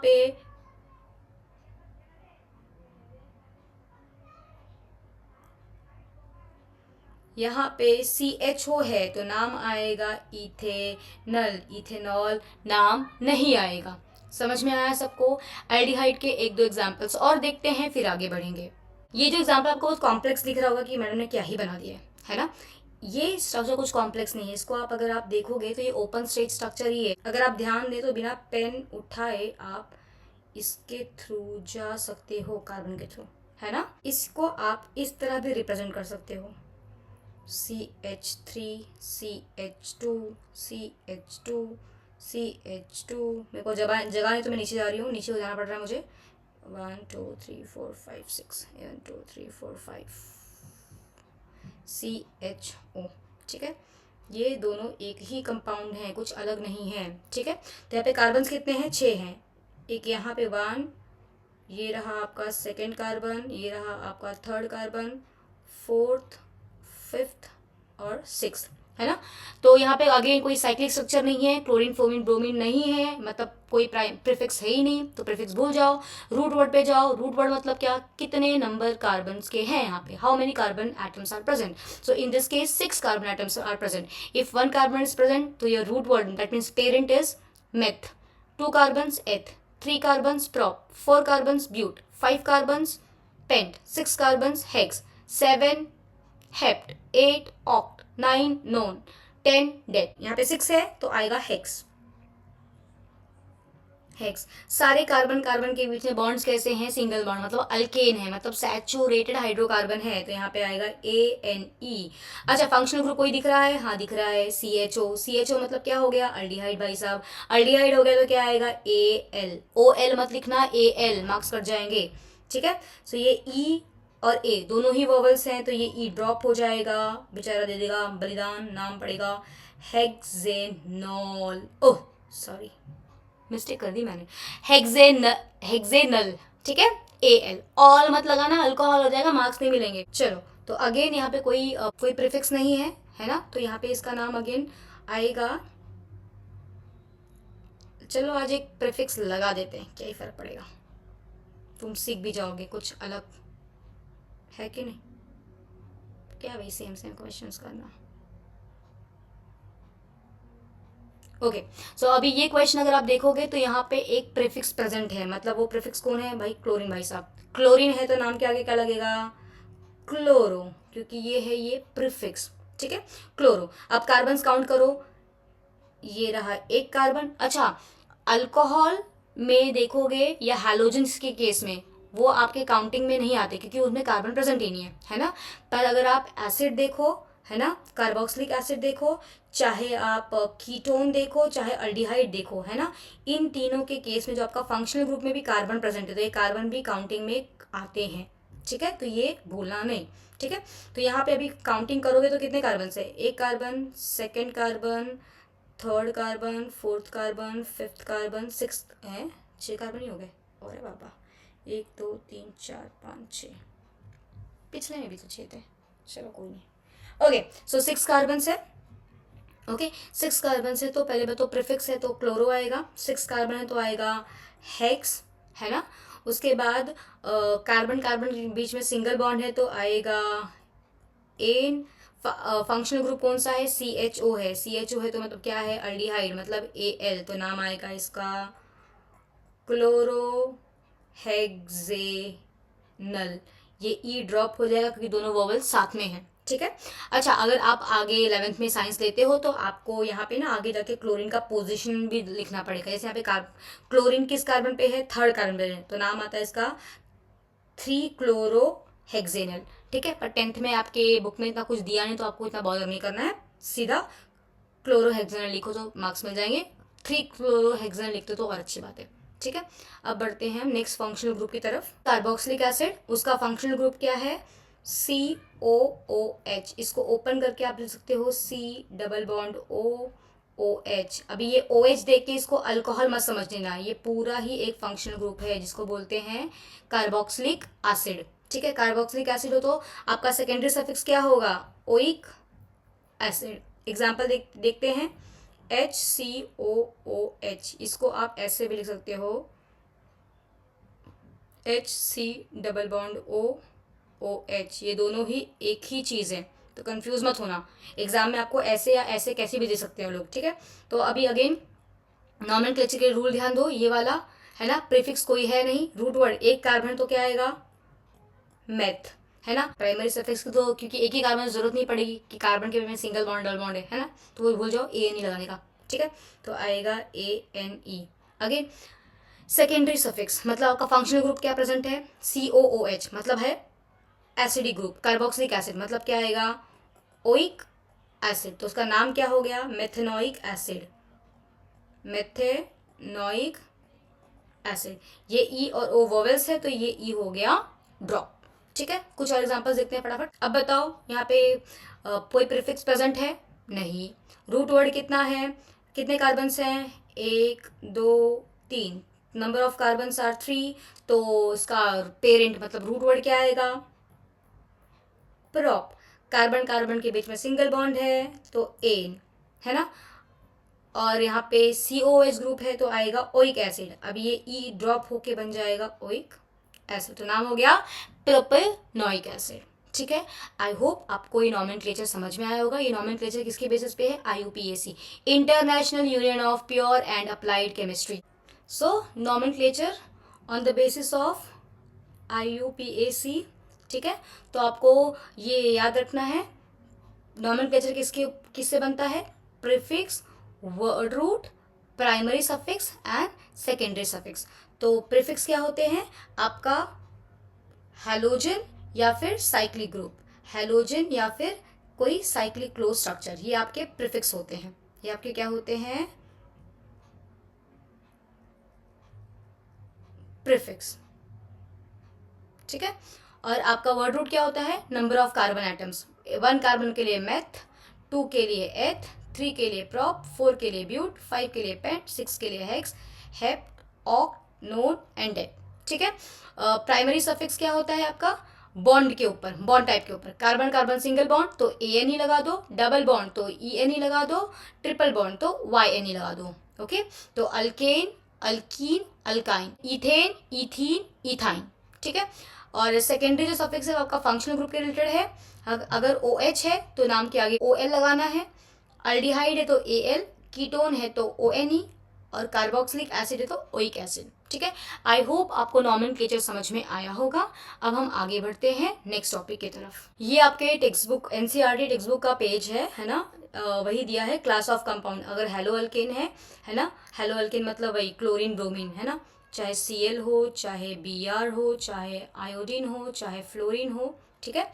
सो उस केस में आपको यहाँ पे आगे हेलो लगाना है। हेलो के बाद अपना यहाँ पे कितने कार्बन से? 1 2 3। ये Cl में का C कार्बन नहीं है, वो क्लोरीन है, तो इसको कार्बन में काउंट नहीं होगा फंक्शनल ग्रुप में, ठीक है। तो कितने कार्बन है? 3 कार्बन। तो 3 कार्बन तो आपका वर्ड रूट क्या आएगा? प्रॉप, है ना। कार्बन कार्बन के बीच में बॉन्ड कैसा है? सिंगल, तो आया एन, तो नाम आ गया क्लोरोप्रोपेन, ओके। सेकंड में आपको एग्जांपल दिया है, क्लोरीन के बजाय ब्रोमीन दिया है, तो फिर यहाँ पे नाम में क्लोरीन के बजाय क्या आ गया? ब्रोमो। 3 कार्बन तो रूट वर्ड आएगा प्रॉप, और कार्बन कार्बन के बीच में सिंगल बॉन्ड है तो आएगा एन, ठीक है। अगर अल्कोहलिक ग्रुप है मतलब इसमें OH लगा हुआ है ना, तो आपका जो सफिक्स है मतलब सेकेंडरी सफिक्स में क्या आएगा? OL आएगा, है ना। अगेन 3 कार्बन का एग्जांपल सब में दिया, तो हर जगह क्या आ रहा है? आपका प्रॉप आ रहा है, रूट वर्ड, है ना। कार्बन कार्बन के बीच में सभी जगह सिंगल बॉन्ड है तो ANE आ रहा है, और यहाँ पे फंक्शनल ग्रुप में अल्कोहल है तो आ गया OL, तो प्रोपेनॉल। यहाँ पे अल्डिहाइड है, अल्डिहाइड मतलब CHO, है ना, CHO ग्रुप, तो यहाँ पे आ गया AL, प्रोपेनल। कीटोन में आएगा C डबल बॉन्ड O, तो यहाँ पे आएगा प्रोओन, प्रोपेनोन। एसिड में आता है COOH, COOH, तो यहाँ पे आ गया ओइक एसिड। अल्कीन मतलब किसी भी दो कार्बन के बीच में डबल बॉन्ड आया, कहीं भी कोई भी एक डबल बॉन्ड आ जाएगा तो भी आएगा ईन, और कहीं भी ट्रिपल बॉन्ड आ गया जैसे यहाँ पे आया है तो आएगा YNE। ठीक है, एक इंपॉर्टेंट पॉइंट देखो, ये जो तीन के लिए एप्लीकेबल है, किसके लिए? अल्डिहाइड, कीटोन और कार्बोक्सिलिक एसिड। ओके, इसमें देखो ध्यान दोगे अगर आप, तो यहाँ पे C डबल बॉन्ड O तीनों केस में आता है। ठीक है, C डबल बॉन्ड O के साथ अगर H है तो ये हो गया आपका अल्डिहाइड का केस। अगर C डबल बॉन्ड O के साथ, है ना, दूसरा कार्बन कंपाउंड है, दूसरा कोई भी कार्बन कंपाउंड है ना, तो ये हो गया आपका कीटोन। अगर इस C डबल बॉन्ड O के साथ OH आ जाए तो ये आपका होता है कार्बोक्सिलिक एसिड। क्या होता है? Carboxylic acid. ये जो बॉन्ड, ये जो एरिया बताई है ना, एक बॉन्ड, ये बता रहा है कि कार्बन के चेन से जुड़ा होगा। जैसे अगर मैं बता दूं अल्डिहाइड के केस में तो CH3CHO, तो ये जो बॉन्ड बता रहा है कि दूसरे किसी कार्बन चेन से जुड़ेगा वो, ये भी कार्बन चेन से, ये भी कार्बन चेन से, ये भी कार्बन चेन से, ये। ठीक है, तो अगर CHO है तो वो है अल्डिहाइड, अगर वो C डबल बॉन्ड O है सिर्फ तो वो है कीटोन, अगर वो C डबल बॉन्ड O के साथ OH है तो ये अल्कोहल नहीं है, ये है कार्बोक्सिलिक एसिड। आप ये पूरे को कंसिडर करो। ठीक है, अल्कोहल के केस में C डबल बॉन्ड O नहीं आता। ठीक है, चलो आगे बढ़ते हैं। ओके, हमारा जो नेक्स्ट टॉपिक है वो है होमोलॉगस सीरीज। क्या है वो? Homologous series. अच्छा, होमोलॉगस सीरीज अगेन एक बहुत इंपॉर्टेंट टॉपिक है, बोर्ड के पॉइंट ऑफ व्यू से भी और आपकी कंसेप्चुअल क्लियरिटी के लिए भी बहुत इंपॉर्टेंट है। ठीक है, होमोलॉगस सीरीज क्या होते हैं? They are the group of organic compound जिसमें फंक्शनल ग्रुप क्या होगा? सेम। फंक्शनल ग्रुप सेम है तो प्रॉपर्टीज क्या होंगी? केमिकल प्रॉपर्टीज भी सेम होंगी। उनका जनरल फॉर्मूला भी क्या होगा? सेम होगा। पर ईच कंसेक्यूटिव मेंबर, मतलब एक के बाद जो दूसरा कंपाउंड आएगा वो किससे डिफर करेंगे? They will differ by a CH2 unit. ठीक है, उनका मास, उनका जो वेट होगा, है ना, कंपाउंड का मास होगा, वो कितने से वेरी करेगा? 14 म्यू से। और फिजिकल प्रॉपर्टीज ग्रेजुअली क्या होंगी? चेंज। अभी ये तो थ्योरी हो गई, इसको समझाती हूँ कि ये सब क्या है। ठीक है, अभी यहाँ पे होमोलॉगस का एग्जाम्पल दिया है अल्केन। क्या दिया है एग्जाम्पल? अल्केन। अल्केन क्या होता है? Saturated hydrocarbon. अब देखो अल्केन में ये फर्स्ट मेंबर है मीथेन, फिर आता है इथेन, फिर आता है प्रोपेन, फिर आता है ब्यूटेन, है ना। मेथ एक carbon, eth 2 carbon, prop 3 carbon, but 4 carbon. सब में ANE है क्योंकि कार्बन कार्बन के बीच में सिंगल बॉन्ड है। मीथेन छोड़ दो, है ना, उस पर तो ANE लगा देंगे। ठीक है, अगर आप देखोगे ये जो पॉइंट, ये जो फोर्थ पॉइंट है, ये है फर्स्ट, सेकेंड, थर्ड, फोर्थ। जो फोर्थ पॉइंट है ये क्या बोल रहा है? अगर आप CH4 से नेक्स्ट मेंबर पे अगर आप जाओ, मीथेन से इथेन जाओ, तो इसमें आपका और क्या जुड़ रहा है? जुड़ रहा है CH2। देखो एक कार्बन CH4 में था तो this 1 carbon plus this 1 carbon कितना हो गया? 2 कार्बन। कितना हो गया? 2 कार्बन। यहाँ पे 4 हाइड्रोजन था, यहाँ पे 2 हाइड्रोजन और आ गया, तो 4 + 2 कितना हो गया? 6। तो एक के बाद जो दूसरा मेंबर आएगा वो कितने यूनिट से डिफर करेगा? CH2 यूनिट से डिफर करेगा। चलो दूसरा भी चेक कर लेते हैं, ऐसा सच में फॉलो हो रहा है कि नहीं। अब इथेन के बाद आता है प्रोपेन। प्रोपेन में भी देखो ये भी किससे डिफर कर रहा है? CH2 यूनिट से ही डिफर कर रहा है। यहाँ पे 2 था, 2 + 1 कितना हो गया? 3। यहाँ पे 6 था, 6 + 2 कितना हो गया? 8, है ना। तो जो नेक्स्ट मेंबर है वो किससे डिफर कर रहा है? CH2 unit. क्या आपको ये बात समझ में आई? चलो नेक्स्ट भी चेक कर लेते हैं। नेक्स्ट भी किससे डिफर कर रहा है? CH2 यूनिट से डिफर कर रहा है। C3 + 1 और C4, H8 + 2 more H will be H10, है ना। सो होमोलॉगस सीरीज के जो होमोलॉगस मेंबर होते हैं, होमोलॉग्स होते हैं, उनमें अगर आप देखोगे तो फंक्शनल ग्रुप सेम। अभी ये जितने भी चारों एग्जांपल दिए हैं, सब चारों में नाम क्या है? सफिक्स क्या आ रहा है? ANE। इसका मतलब सब में सिंगल सिंगल बॉन्ड, मतलब वो कौन सा फंक्शनल ग्रुप है? अल्केन से। वो कौन सा है कंपाउंड? अल्केन। ठीक है, अगर आप इनको देखो ईच कंसेक्यूटिव मेंबर, एक के बाद एक मेंबर देखोगे तो कितने यूनिट से डिफर कर रहा है? CH2 unit. अभी यहाँ बोला है consecutive mass member differ by 14 mu, मतलब उसका मास का डिफरेंस कितना है? 14 म्यू। 14 म्यू कैसा? ईच मेंबर किससे डिफर कर रहा है, CH2। कार्बन का मास कितना होता है, 12। एक हाइड्रोजन का मास कितना होता है, 1। कितने हाइड्रोजन्स हैं, 2 हाइड्रोजन। तो कितना आएगा, 12 + 2 कितना हो गया, 14। म्यू जो है इसका यूनिट है। समझ में आया। तो इसी वजह से as each consecutive member differ by CH2 units, so its mass differs by 14 mu. Physical property shows gradual change, मतलब जैसे ही आप मीथेन से इथेन जाते हो, इसमें एक कार्बन बढ़ गया है ना, हाइड्रोजन्स बढ़ रहे हैं, इसका मतलब इसका मास बढ़ रहा है।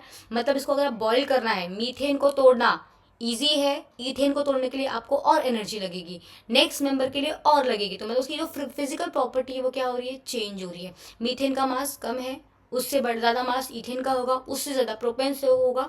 तो जो मास है वो क्या है, फिजिकल प्रॉपर्टी है ना। तो फिजिकल प्रॉपर्टी चेंज होती है होमोलॉगस मेंबर्स के अंदर, होमोलॉग्स के अंदर, मतलब एक होमोलॉगस सीरीज में फंक्शनल ग्रुप सेम, मतलब केमिकल प्रॉपर्टी सेम है ना।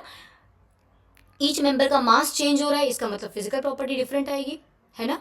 Each successive member CH2 unit से डिफर कर रहा है, मतलब उसका मास कितना से बढ़ रहा है, 14 यूनिट से बढ़ रहा है। समझ में आया है। आई होप आपको होमोलॉगस सीरीज समझ में आया होगा। कुछ और एग्जांपल्स देख लेते हैं। अच्छा, नेक्स्ट आप देखोगे तो ये किसका एग्जाम्पल है, ये है अल्कोहल, है ना, क्योंकि OH लगा है। ये किसका एग्जाम्पल है, ये है। अच्छा बताओ, ये अल्कीन है या अल्काइन है, अल्केन तो नहीं है, अल्केन तो C2H4 होता, ये क्या है, अल्कीन है। आप चेक करो इस फॉर्मूला में CnH2n आ रहा है कि H2n-2 आ रहा है, ये आ रहा है H2n, मतलब ये है अल्कीन, है ना। तो ये अगेन कौन सी ग्रुप का है, अल्कीन। ये वाला कौन सा ग्रुप है, CHO, ये है एल्डिहाइड, ठीक है। ONE नाम में आ रहा है, CO ग्रुप है, इसका मतलब कौन सा है, ये है कीटोन, है ना। ये है हेलो अल्केन, ठीक है। और ये हो गया आपका कार्बोक्सिलिक एसिड, है ना। यहाँ पे हर यूनिट किससे हर सक्सेसिव मेंबर किससे डिफर कर रहा है, CH2 यूनिट से। यहाँ पे एक कार्बन था, एक कार्बन जुड़ जाएगा, कितना हो गया, 2 कार्बन, ठीक है। यहाँ पे हाइड्रोजन कितना था, 1 + 1 2, 2 + 2 4, यहाँ पे 4 हो रहा है, गिनो, 3 + 1 हो गया ना 4, ठीक है। अभी ऑक्सीजन चेक करो, यहाँ पे कितने ऑक्सीजन हैं, 2 ऑक्सीजन, यहाँ पे कितने हैं, 2, है ना। तो ईच मेंबर किससे डिफर किया, CH2 यूनिट, मतलब कितना by mass, 14 mu by mass. तो ये क्या है, अगेन होमोलॉगस का एग्जाम्पल, ठीक है। चलो, ये सारे मैंने एग्जाम्पल्स दे दिए हैं। अब आया है केमिकल प्रॉपर्टीज ऑफ कार्बन, ठीक है। तो अब तक हमने जाना कार्बन कंपाउंड्स क्या होते हैं, है ना, उनकी इतनी वर्सटाइल नेचर क्यों है वो हमने देखा। फिर हमने एलोट्रोप्स ऑफ कार्बन देखा, है ना। फिर हमने क्लासिफिकेशन देखा on the basis of bond type, है ना, बॉन्ड टाइप के हिसाब से। और उसके बाद फिर on the basis of chain, है ना, या अरेंजमेंट ऑफ कार्बन। उसके बाद हमने नॉमेनक्लेचर देखा on the basis of IUPAC। फिर हमने होमोलॉगस सीरीज देखा। अब हम देखेंगे केमिकल प्रॉपर्टीज ऑफ कार्बन, ठीक है। तो पहली जो प्रॉपर्टी है कार्बन की वो है कंबशन, है ना। कंबशन क्या होता है, किसी चीज को, है ना, जलाना in presence of oxygen, that is called as what, combustion.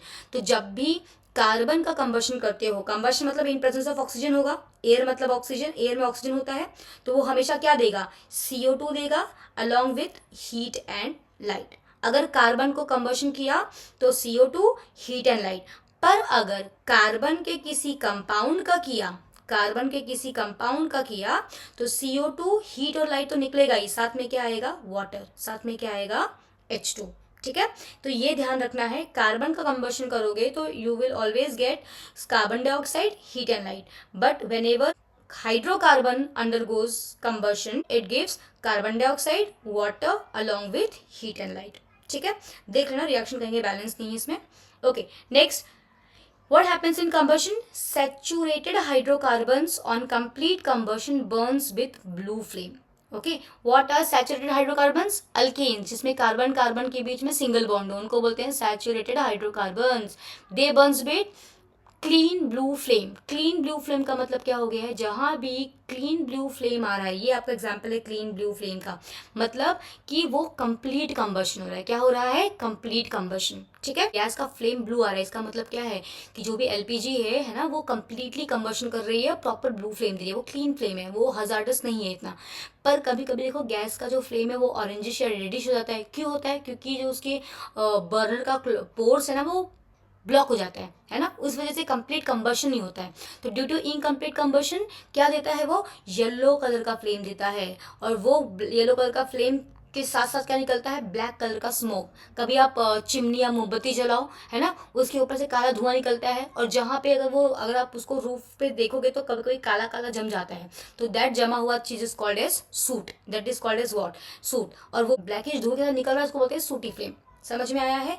तो saturated hydrocarbons on complete combustion burns with a clean blue flame, है ना, but unsaturated hydrocarbons gives yellowish और orangish colour flame, and they also produce black colour of smoke which is soot, है ना, it is called sooty flame. ठीक है, तो combustion समझ में आया। नेक्स्ट केमिकल प्रॉपर्टीज में आता है ऑक्सीडेशन। क्या आता है? ऑक्सीडेशन। एक्चुअली जो कंबशन है ना वो भी काइंड ऑफ ऑक्सीडेशन ही है। ऑक्सीडेशन में क्या होता है कि हमने पढ़ा था चैप्टर 1 में, है ना, ऑक्सीडेशन रिएक्शंस क्या होते हैं, addition of oxygen, removal of hydrogen, ये ऑक्सीडेशन हो गए, राइट। तो addition of oxygen is also kind of oxidation, है ना। कंबशन में क्या हो रहा था, एडिशन ऑफ ऑक्सीजन ही हो रहा था, तो कंबशन भी आपका एक काइंड ऑफ ऑक्सीडेशन रिएक्शन ही है। पर अगर आप स्पेसिफिकली देखो तो यहाँ पे देखो क्या हो रहा है ऑक्सीडेशन में, अल्कोहल ऑक्सीडाइज होके क्या बन रहा है, कार्बोक्सिलिक एसिड। क्या बन रहा है, कार्बोक्सिलिक एसिड, है ना। ओके, अभी ये जो अल्कोहल को एसिड में कन्वर्ट करने के लिए जो हेल्प कर रहा है ऑक्सीडेशन में अल्कोहल की, उसको बोलते हैं ऑक्सीडाइजिंग एजेंट। क्या बोलते हैं, ऑक्सीडाइजिंग एजेंट, जो एक रिएक्टेंट को ऑक्सीडाइज होने में हेल्प करे, मतलब वो खुद रिड्यूस होगा और सामने वाले को क्या करेगा, ऑक्सीडाइज करेगा। अभी यहाँ पे देखोगे, यहाँ पे एक ओ था, यहाँ पे 2 ओ आ गए, मतलब यहाँ पे एडिशन ऑफ ऑक्सीजन हुआ है। तो यहाँ पे जो ऑक्सीडाइजिंग एजेंट है ये क्या कर रहे हैं, ये दूसरे कंपाउंड को ऑक्सीजन देने में हेल्प कर रहे हैं, तो they are acting as a oxidizing agent. Oxidizing agent का एग्जाम्पल कौन सा दिया है, potassium permanganate and acidified potassium dichromate, ये आपके ऑक्सीडेशन में हेल्प करते हैं, है ना, तो इनको बोलते हैं ऑक्सीडाइजिंग एजेंट। तो वेन एवर अल्कोहल, है ना, is treated with oxidizing agent along with heat, है ना, इट गिव्स व्हाट, एसिड, है ना। यहाँ पे एग्जाम्पल किसका है, ये कौन सा कंपाउंड, इसका नाम बताओ जरा। फंक्शनल ग्रुप में क्या है, OH है, कार्बन कितने हैं, 2, तो क्या हो गया, एथ, कार्बन कार्बन में सिंगल बॉन्ड, तो एथेनॉल। तो एथेनॉल किस में कन्वर्ट हुआ है, इथेनोइक एसिड। एग्जाम में पूछेंगे how will you convert ethanol to ethanoic acid, है ना, तो ये यही रिएक्शन है, आपको ये ऑक्सीडाइजिंग एजेंट लिखना है और ये फॉर्मूला लिखना है। क्वेश्चंस बोर्ड एग्जाम में कहीं बाहर से नहीं आते हैं, एनसीईआरटी अच्छे से कर लो, सारे एक्टिविटी के टॉपिक्स देख लो, इसमें से ही आपके सारे क्वेश्चंस बनते हैं, चाहे वो एप्लीकेशन बेस्ड क्वेश्चंस हो चाहे नॉर्मल क्वेश्चंस हो। हम एनसीईआरटी पढ़ते ही नहीं है, फिर बोलते हैं पता नहीं कहाँ से क्वेश्चन आया है ना। तो एनसीईआरटी थरोली करो, ये जो पर्टिकुलर टॉपिक्स मैं कवर कर रही हूँ इसमें सारा आपका एनसीईआरटी कवर हो रहा है। ओके, सो ऑक्सीडेशन में हमेशा याद रखो, alcohol is converted to acid in presence of oxidising agents like alkaline potassium permanganate और acidified potassium dichromate. Okay, so this is the reaction. Question ऐसे ही पूछ सकते हैं, what will happen when ethanol is treated with alkaline KMnO4 and heated.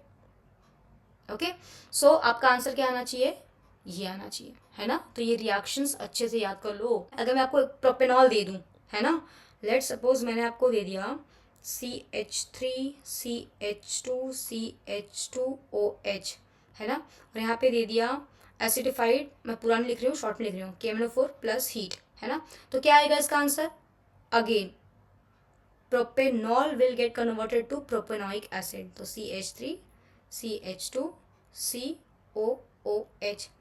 Oxidation मतलब removal of hydrogen and addition of oxygen, तो ये 2 hydrogen उड़ा दो, निकाल दो, और यहाँ पे इसके बदले एक और ऑक्सीजन डाल दो, ये रहा आपका फॉर्मूला। ठीक है, सिर्फ आपका चेंज आएगा यहाँ पे। क्लियर है आपको? नेक्स्ट है एडिशन रिएक्शन। एडिशन रिएक्शन नाम से समझ में आ रहा है, मतलब कोई तो सब्सटेंस, कोई तो चीज ऐड हो रही है रिएक्शन में, है ना। एग्जिस्टिंग चीज कुछ हट नहीं रहा है, उसमें कुछ और अलग से ऐड हो रहा है। तो अगर आप देखोगे तो फर्स्ट पॉइंट क्या है, unsaturated hydrocarbon is converted to saturated hydrocarbon. यहाँ पे अगर आप देखो, अच्छा, जो आर है, इस आर का मतलब होता है अल्काइल ग्रुप। आर का मतलब क्या होता है, अल्काइल। अच्छा, आपका अल्केन क्या होता है, अल्केन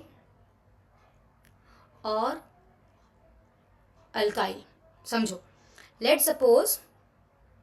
सपोज यहाँ मीथेन दिया है CH4, तो मीथेन का अगर एक हाइड्रोजन निकाल दोगे तो क्या बनेगा? मीथाइल। तो जब भी आप अल्केन से एक हाइड्रोजन रिमूव कर देते हो तो क्या बन जाता है? अल्काइल बन जाता है। तो मीथेन बन गया मीथाइल। C2H6 होता है इथेन, इसमें से एक हाइड्रोजन निकाल दो, क्या बन जाएगा? C2H5। तो ये क्या हो गया आपका? इथाइल। ठीक है, सो ये आर ग्रुप मिथाइल हो सकता है, इथाइल हो सकता है, ब्यूटाइल, सो ऑन। क्लियर? समझ में आया सबको? सो अब यहाँ पे जनरल फॉर्मूला दिया है ये। ओके, तो यहाँ पे क्या होगा? अनसैचुरेटेड हाइड्रोकार्बन, ये डबल बॉन्ड या ट्रिपल बॉन्ड है, मतलब क्या हो गया? अनसैचुरेटेड हाइड्रोकार्बन, शॉर्ट में लिख रही हूँ, है ना। अब ये डबल बॉन्ड हट के सिंगल बॉन्ड में कन्वर्ट हो गया कार्बन कार्बन के बीच में, तो ये क्या हो गया? Saturated hydrocarbon. तो क्या होता है एडिशन रिएक्शन में? अनसैचुरेटेड हाइड्रोकार्बन क्या बन जाता है? सैचुरेटेड। अच्छा, ये रिएक्शन होने के लिए ये रिएक्शन का जो स्पीड होगा, जो रेट होगा, फास्ट नहीं होगा, है ना। तो उसके लिए हम क्या यूज करते हैं? कैटलिस्ट। कैटलिस्ट एक ऐसे केमिकल्स या ऐसे रिएजेंट्स होते हैं जो रिएक्शन के रेट को एनहांस करते हैं, फास्ट करते हैं। ठीक है, यहाँ पे कैटलिस्ट के लिए हमने, कैटलिस्ट के रूप में हमने किसको लिया है? या तो आप पैलेडियम एलिमेंट को ले लो या आप निकेल एलिमेंट को ले लो। निकेल या तो palladium, they will act as a catalyst, they will enhance the rate of reaction. This reaction helps in hydrogenation of vegetable oil. ये रिएक्शन किसके लिए यूज होता है? Hydrogenation of vegetable oil. Vegetable oils are long chain of unsaturated hydrocarbon. Okay, they are healthy, and animal fats have saturated hydrocarbons. They are harmful for our health. तो याद रखो saturated thing. अभी अगर आपको पूरा दिन केमिस्ट्री पढ़ाया जाए तो आपका दिमाग घूम जाएगा, दिमाग में पल्ले कुछ पड़ेगा नहीं पड़ेगा। तो आप सैचुरेट हो जाओगे, माइंड सैचुरेट होगा तो आप कितना भी पूरा दिन पढ़ते रहो, कुछ दिमाग पे जाएगा नहीं जाएगा। क्या वो हेल्पफुल होगा? नहीं होगा, वो आपके हेल्थ के लिए क्या होगा? हार्मफुल होगा। तो ऐसे याद रखो, animal fat saturated carbon chain है, इट इज हार्मफुल। पहले ये जनरल रिएक्शन समझते हैं। ये हो गया आपका अनसैचुरेटेड हाइड्रोकार्बन। यहाँ पे निकल कैटलिस्ट है और साथ में दिया है हाइड्रोजन, H2 मतलब HH, है ना। अब इसमें हो क्या रहा है कि ये जो डबल बॉन्ड है, ये डबल बॉन्ड टूट रहा है, एक हाइड्रोजन जा रहा है इस कार्बन के पास, दूसरा हाइड्रोजन जा रहा है इस कार्बन के पास। कार्बन कितने बॉन्ड्स बना सकता है? 4 बॉन्ड बनाएगा। अगर ये दोनों हाइड्रोजन आ जाएंगे और यहाँ पे डबल बॉन्ड रहेगा तो एक कार्बन का बॉन्ड कितना हो गया? 1 2 3 4 5, 5 बॉन्ड एक कार्बन का स्टेबल होगा नहीं, इसलिए जो डबल बॉन्ड था बीच का, इसलिए जो बीच का डबल बॉन्ड था वो गया, टूट गया, है ना। और डबल बॉन्ड क्या हो गया? सिंगल बॉन्ड में कन्वर्ट हो गया। ठीक है, तो इसीलिए अनसैचुरेटेड कंपाउंड क्या हो गया? सैचुरेटेड में कन्वर्ट हो गया। एक इसका एग्जांपल दिखाती हूँ। लेट सपोज आपको दिया है मैंने इथीन, है ना, CH2 डबल बॉन्ड CH2। अगर आप इथीन को हाइड्रोजन के साथ रिएक्ट कराओ इन प्रेजेंस ऑफ कैटलिस्ट, चाहे वो निकल हो चाहे वो पैलेडियम हो, तो क्या होगा? ये जो हाइड्रोजन H2 है, H2 मतलब एक ऐसे बॉन्डेड है ना, तो एक हाइड्रोजन एक कार्बन के पास, दूसरा हाइड्रोजन दूसरे कार्बन के पास जाएगा। यहाँ पे H2 ऑलरेडी था, है ना। अब यहाँ पे डबल बॉन्ड नहीं हो सकता, डबल बॉन्ड होगा यहाँ पे कितना होगा? यहाँ पे इसकी वैलेंसी, है ना, 5 हो जाएगी, इसलिए क्या हो गया? डबल बॉन्ड क्या बन गया? सिंगल बन गया, है ना। तो आपका इथीन क्या बन गया? इथेन। एग्जाम में पूछ सकते हैं how will you convert ethene to ethane. तो एडिशन रिएक्शन में क्या होता है? अनसैचुरेटेड सैचुरेटेड में कन्वर्ट हो जाता है। अगर वही आपका अल्कीन के बजाय अल्काइन दिया होगा तो जो H2 एक ही दिया है ना, वो यहाँ पे आता 2H2। ठीक है, या फिर उसको अगर आप H2 भी लिखते हो तो उसको आप 2 स्टेप में करके दिखा सकते हो सकता है कि इथिन के बजाय प्रोपेन दिया हो तो प्रोपेन क्या बनेगा? प्रोपेन बनेगा। ठीक है, let's move to next topic, that is substitution reaction. Substitution reaction मतलब क्या? कि एक की जगह दूसरा ले लेगा, है ना। लेट सपोज आप स्कूल में 7 पीरियड्स थे, 7 में से जो 5th पीरियड था वो लेट सपोज केमिस्ट्री था। Let suppose chemistry teacher absent थी, तो उनके बदले क्या वो पीरियड फ्री मिलता है आपको? नहीं ना, कोई और आती है, कोई टीचर दूसरी टीचर आती है और वो आके आपको पढ़ाती है ना। तो उसको बोलते सब्स्टिट्यूशन लेक्चर, मतलब किसी और के बदले कोई और आके पढ़ा के गया, राइट। तो उसको बोलते सब्स्टिट्यूशन, है ना। तो सब्स्टिट्यूशन रिएक्शन मतलब क्या होता है कि एग्जिस्टिंग ग्रुप को भगा के दूसरा ग्रुप आके उसकी जगह ले लेगा। ठीक है, तो ये रिएक्शन क्या है? It is a reaction in which one type of atom और group of atom takes the place of another. Actually क्या होता है, सैचुरेटेड जो हाइड्रोकार्बन्स होते हैं जल्दी रिएक्ट नहीं करते, ठीक है। पर अगर सनलाइट हो, है ना, तो ये सैचुरेटेड हाइड्रोकार्बन्स क्लोरीन से रिएक्ट करते हैं और बनाते हैं हैलो अल्केन्स। क्या बनाते हैं? Halo alkanes. ठीक है, एग्जाम्पल यहाँ पे दिया है CH4 और Cl2 में, मैं इसको करके दिखाती हूँ। CH4 मतलब आप इसको ओपन करके ऐसे भी लिख सकते हो, है ना, CH4, फिर Cl2 को ऐसे लिखने के बजाय मैं आपको Cl2 को हम आप ऐसे भी लिख सकते हैं, है ना, इन प्रेजेंस ऑफ सनलाइट। अब हो क्या रहा है, जब भी सैचुरेटेड हाइड्रोकार्बन क्लोरीन के प्रेजेंस में आता है ना, और सनलाइट भी साथ में प्रेजेंट रहेगी, तो क्या होता है, ये हाइड्रोजन जो है इसकी जगह कौन ले लेगा? दूसरा क्लोरीन ले लेगा, और जो बचा हुआ क्लोरीन है उसके साथ ये हाइड्रोजन बॉन्ड बना लेगा और क्या बनाएगा? HCl प्लस HCl, ये C कैपिटल है।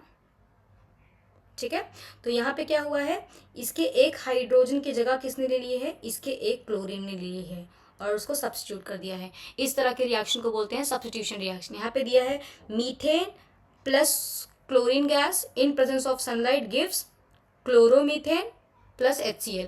हो सकता है एग्जाम में आपको इथेन दे दें तो आंसर क्या आएगा? क्लोरोइथेन। प्रोपेन दे दिया तो क्या आएगा? क्लोरोप्रोपेन। सबको समझ में आया सब्स्टिट्यूशन रिएक्शन? आगे बढ़ते हैं। Some important carbon compounds. ठीक है, सो यहाँ पे हम दो कार्बन कंपाउंड्स पढ़ने वाले हैं, एक इथेनॉल, एक इथेनॉइक एसिड। ठीक है, इथेनॉल का फॉर्मूला होता है C2H5OH। ये जो टॉपिक्स हैं आगे के जो मैं बताने वाली हूँ ये भी बहुत इंपॉर्टेंट है बोर्ड पॉइंट ऑफ व्यू, तो ध्यान से देखिए, समझिए। कुछ डाउट हो तो आप मुझे कमेंट में बता सकते हैं। ठीक है, इथेनॉल की प्रॉपर्टीज क्या है? इथेनॉल क्या होता है? रूम टेम्परेचर पे लिक्विड स्टेट में होता है। It is active ingredient in all the alcoholic drink. जो भी अल्कोहलिक ड्रिंक्स होती है उसमें जो अल्कोहल प्रेजेंट होता है वो है इथेनॉल होता है। अभी हमारे पास अल्कोहल ग्रुप में मिथेनॉल है, प्रोपेनॉल है, ब्यूटेनॉल है, पर अल्कोहलिक ड्रिंक का मेजर इंग्रेडिएंट कौन है? इथेनॉल। ठीक है, it is used as a solvent. हमने सोल्यूशन पढ़ा था, सोल्यूशन किससे बनता है? सोल्यूट प्लस सॉल्वेंट, है ना। सॉल्वेंट मतलब जो जिसमें सोल्यूट डिजोल्व हो, है ना। तो जो आपका ये इथेनॉल है ये कैसे काम करता है? सॉल्वेंट की तरह काम करता है बहुत सारे मेडिसिन में। एग्जाम्पल है tincture of iodine, cough syrup और टॉनिक्स। तो ओके, तो इन सब में alcohol as a solvent use होता है। Alcohol is actually soluble in water in all the proportions. ठीक है, वो कंप्लीटली सॉल्युबल है वाटर में। Consumption of absolute alcohol. Absolute alcohol मतलब 100% प्योर अल्कोहल। अगर 100% प्योर अल्कोहल या कॉन्सनट्रेटेड अल्कोहल कोई पी ले तो it is lethal for them. ठीक है, अगर आप डाइल्यूट अल्कोहल भी पीते हो बहुत कम मात्रा में तो it gives you feeling of drunkenness.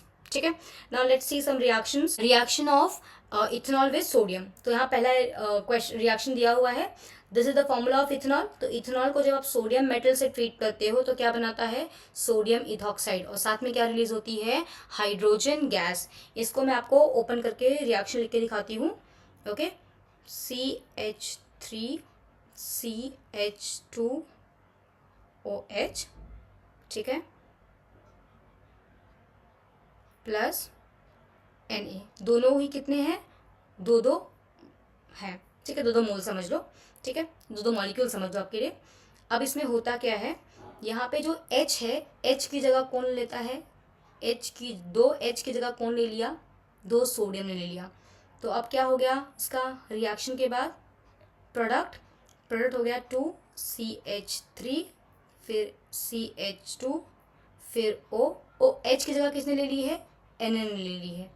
अब यहाँ पे 2Na, यहाँ पे 2 नहीं लिखेंगे, क्यों? क्योंकि 2 ऑलरेडी आगे लिखा हुआ है। ठीक है, प्लस ये जो H था, ये दो H था तो ये हाइड्रोजन गैस के फॉर्म में निकल जाएगा। This is called as what? Sodium ethoxide. ठीक है, next reaction, reaction with concentrated sulphuric acid. जब भी आप इथेनॉल को कॉन्सेंट्रेटेड सल्फ्यूरिक एसिड से ट्रीट करते हो तो क्या होता है? इसमें से वाटर मॉलिक्यूल निकल जाता है और आपका अल्कोहल बन जाता है अल्कीन। अल्कोहल क्या बन जाता है? अल्कीन। ये रहा आपका अल्कोहल, और प्रोडक्ट क्या है? अल्कीन। एग्जाम में पूछ लेंगे how will you convert ethanol to ethene, है ना। तो यही रिएक्शन आपको लिखना है।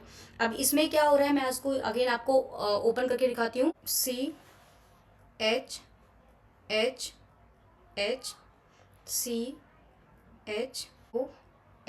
ठीक है, जब भी आप इसको कॉन्सेंट्रेटेड सल्फ्यूरिक एसिड से ट्रीट करते हो तो क्या होता है? एक कार्बन से H और दूसरे कार्बन से OH क्या हो जाता है, निकल जाता है। ठीक है, अभी एक कार्बन की वैलेंसी 4 है, मतलब एक कार्बन 4 बॉन्ड बना सकता है। तो यहाँ पे कितने बॉन्ड बने हैं, 1 2 3 4, है ना। तो ये 4 बॉन्ड है। अभी यहाँ से एक बॉन्ड टूट गया, यहाँ से एक बॉन्ड टूट गया। अब कार्बन 3 बॉन्ड तो रहेगा नहीं, स्टेबल होगा नहीं, इसीलिए यहाँ पे बीच में क्या आ जाता है, डबल बॉन्ड आ जाता है इसको सेटिस्फाई करने के लिए। और साथ में क्या निकल गया बाहर, बाहर निकल गया वाटर मॉलिक्यूल। तो ये हो गया आपका रिएक्शन ऑफ सल्फ्यूरिक एसिड। अब सल्फ्यूरिक एसिड डालते ही आपका अल्कोहल से वाटर मॉलिक्यूल निकल गया। आपके बॉडी से जब वाटर मॉलिक्यूल निकलता है तो क्या बोलते हैं, जरा पानी निकल जाए बोलते हैं ना, डिहाइड्रेशन हो गया है। तो इसी तरह से इस रिएक्शन को बोलते हैं डिहाइड्रेशन रिएक्शन। क्या बोलते हैं, डिहाइड्रेशन रिएक्शन। अच्छा, यहाँ पे एडिशन रिएक्शन जो था, इसमें हमारा हाइड्रोजन ऐड हो रहा है, राइट। तो इसको बोलते हैं हाइड्रोजिनेशन रिएक्शन। क्या बोलते हैं इसको, hydrogenation reaction. Hydrogenation reaction, hydrogen add हुआ तो हाइड्रोजिनेशन रिएक्शन, और यहाँ से वाटर मॉलिक्यूल निकल गया तो इसको बोलेंगे डिहाइड्रेशन रिएक्शन। क्या बोलते हैं हाइड्रेशन रिएक्शन को, डिहाइड्रेशन रिएक्शन। डिहाइड्रेशन किसकी वजह से हुआ, कॉन्सेंट्रेटेड सल्फ्यूरिक एसिड। तो ये भी हो गया डिहाइड्रेटिंग रिएजेंट। क्या हो गया ये, डिहाइड्रेटिंग रिएजेंट। ठीक है, आगे बढ़ते हैं। So next important carbon compound है इथेनोइक एसिड। क्या है, इथेनोइक एसिड। फॉर्मूला क्या है, CH3COOH। इसकी प्रॉपर्टीज क्या है, जैसे आपके दो नाम होते हैं, एक ऑफिशियल सर्टिफिकेट वाला नाम, एक घर पे बुलाते हैं पिंटू बबली, वैसे ही आपके जो ऑर्गेनिक कंपाउंड्स है, जो भी कोई केमिकल्स होते हैं, केमिकल कंपाउंड्स, उनके भी दो नाम होते हैं। एक ऑफिशियल नेम जो IUPAC से पास हुआ है, दूसरा कॉमन नेम। तो उसी तरह से ये जो इथेनोइक एसिड है, इसका एक कॉमन नेम है एसिटिक एसिड। क्या बोलते हैं इसको, एसिटिक एसिड। ये होता है एक तरह का वीक एसिड। ठीक है, जैसे आपने पढ़ा था सेकेंड चैप्टर में, HCl हो गया, सल्फ्यूरिक हो गया, वो होते हैं स्ट्रॉन्ग एसिड्स, वो है मिनरल एसिड्स। ये कौन सा एसिड है, ऑर्गेनिक एसिड। ये कैसा होता है, वीक। स्ट्रॉन्ग एसिड क्या पढ़ा था हमने, जो ज़्यादा हाइड्रोजन दे वो स्ट्रॉन्ग एसिड, जो कंप्लीटली डिसोसिएट हो वो स्ट्रॉन्ग एसिड। तो जो एसिडिक एसिड है कंप्लीट डिसोसिएशन नहीं होता, इसलिए है वीक एसिड। ठीक है, अगर आप अगर आप 100 ml सोल्यूशन बनाओ, उस 100 ml में अगर 95% वाटर हो, है ना, 95% वाटर हो और 5 to 8% अगर लेट सपोज एसिटिक एसिड हो, तो ये क्या बनाता है आपका, विनेगर। क्या बनाता है, विनेगर। तो what is vinegar, vinegar is 5% of acetic acid in water. ठीक है, विनेगर का यूज कहाँ है, it is use as preservatives in the pickle. इसका मेल्टिंग पॉइंट कितना है, 290 केल्विन। ठीक है, वो कोल्ड क्लाइमेट्स में फ्रीज हो जाता है, तो इस प्रॉपर्टी की वजह से उसका नाम पड़ा ग्लेशियल एसिटिक एसिड। तो आपके जो ये इथेनोइक एसिड है, इसको ग्लेशियल एसिटिक एसिड भी बोलते हैं। अब हम देखेंगे reactions of this ethanoic acid. तो पहला रिएक्शन दिया है अल्कोहल के साथ। ये बहुत ही इंपॉर्टेंट रिएक्शन है बोर्ड पॉइंट ऑफ व्यू से। इसको बोलते हैं एस्टेरिफिकेशन रिएक्शन। ये क्लास 12th में भी ये रिएक्शन है। ठीक है, तो अगर साइंस लेना है तो भी आपको आगे काम आएगा।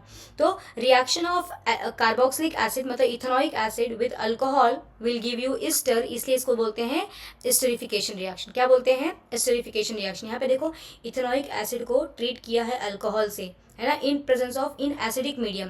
क्या बना, एस्टर बना और साथ में वाटर मॉलिक्यूल निकल गया, है ना। तो इस रिएक्शन को बोलते हैं एस्टरिफिकेशन। इसको मैं आपको यहाँ पे करके दिखाती हूँ तो आपको और अच्छे समझ में आएगा। इथेनोइक एसिड का फॉर्मूला क्या है, CH3C डबल बॉन्ड OOH। ये COOH को मैंने यहाँ पे ओपन करके लिखा है, ठीक है, प्लस CH3CH2OH। अब हो क्या रहा है, COH के पास 2 O है ना, यहाँ पे 2 O दिख रहा है, तो इसमें से एक OH निकाल लो और अल्कोहल में से आप निकालो सिर्फ हाइड्रोजन। ठीक है, और ये बन गया वाटर। क्या बन गया, वाटर। यहाँ से OH, यहाँ से H, बची हुई चीज़ों को आप ज्वाइन कर दो, है ना। मैं पेन चेंज करके दिखा रही हूँ, ठीक है। अभी CH3CO लिखो यहाँ पे, CH3C डबल बॉन्ड O। उसके बाद आप बाकी बची हुई चीज़ों को ज्वाइन कर दो। उसके बाद क्या है, O, तो O को ज्वाइन करो, क्योंकि देखो इस CO ने अपना OH खोया, है ना, तो यहाँ पे डेफिशिएंसी क्रिएट हुई, और इस O ने अपना H खोया, तो यहाँ पे डेफिशिएंसी क्रिएट हुई, है ना। तो ये H निकला, तो ये O का बॉन्ड और ये C का बॉन्ड जुड़ जाएगा। तो यहाँ पे हमने O लिखा, फिर O के बाद क्या आएगा, CH2 है, तो CH2 लिखो। उसके बाद क्या है, CH3, है ना। तो ये आपका हो गया एस्टर। ये क्या हो गया आपका ईस्टर, CH3COO CH2CH3। इसको आप ऐसे लिख सकते हो, CH3COO CH2CH3। समझ में आया है? ठीक है, तो इसको बोलते हैं ester. So reaction of alcohol with acid results in formation of ester, इसीलिए इस रिएक्शन को बोलते हैं एस्टरिफिकेशन रिएक्शन। इस रिएक्शन को क्या बोला गया है? Esterification reaction. एस्टर क्या है? एक स्वीट स्मेलिंग कंपाउंड है। ये आपका as a flavouring agent use होता है, परफ्यूम्स में भी यूज होता है। ठीक है, अच्छा अभी जो ईस्टर बना है, ये ईस्टर में अगर आप बेस मतलब NaOH डाल दोगे तो क्या बन जाता है? अगेन बनता है alcohol plus sodium salt of acetic acid. क्या बनता है? Sodium salt of acetic acid. अब देखो सैपोनिफिकेशन में क्या हो रहा है, जो ऊपर ईस्टर बना है इसी ईस्टर से हम बेस को रिएक्ट करवाएंगे। ठीक है, तो CH3 double bond O C2H5 को हम ओपन करके भी लिख सकते हैं। कैसे? CH2CH3। ठीक है, अब इसको हमने ट्रीट किया किसके साथ? NaOH के साथ, जो कि क्या है? बेस है। तो अब होगा क्या, यहाँ से जो CH2 है ना, जो ये आपका CH2CH3 है, ये क्या करेगा? OH के साथ बॉन्ड बनाएगा NaOH के साथ। ठीक है, बन जाएगा ये अल्कोहल C2H5OH। ये आपका बन गया अल्कोहल। अब बचा हुआ चीज़ों को जो है ज्वाइन करोगे तो आपका बनेगा ये sodium salt of acetic acid, है ना। तो ये देखो CH3COO, बचा क्या? Na। ठीक है,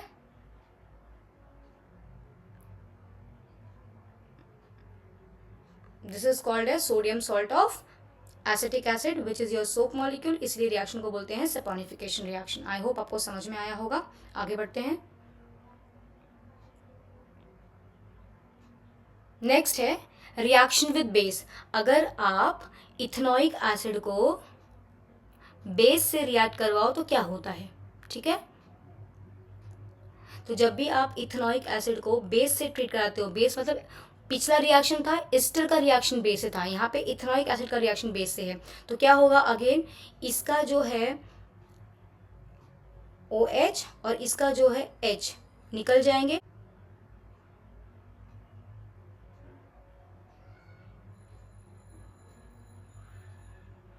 है ना।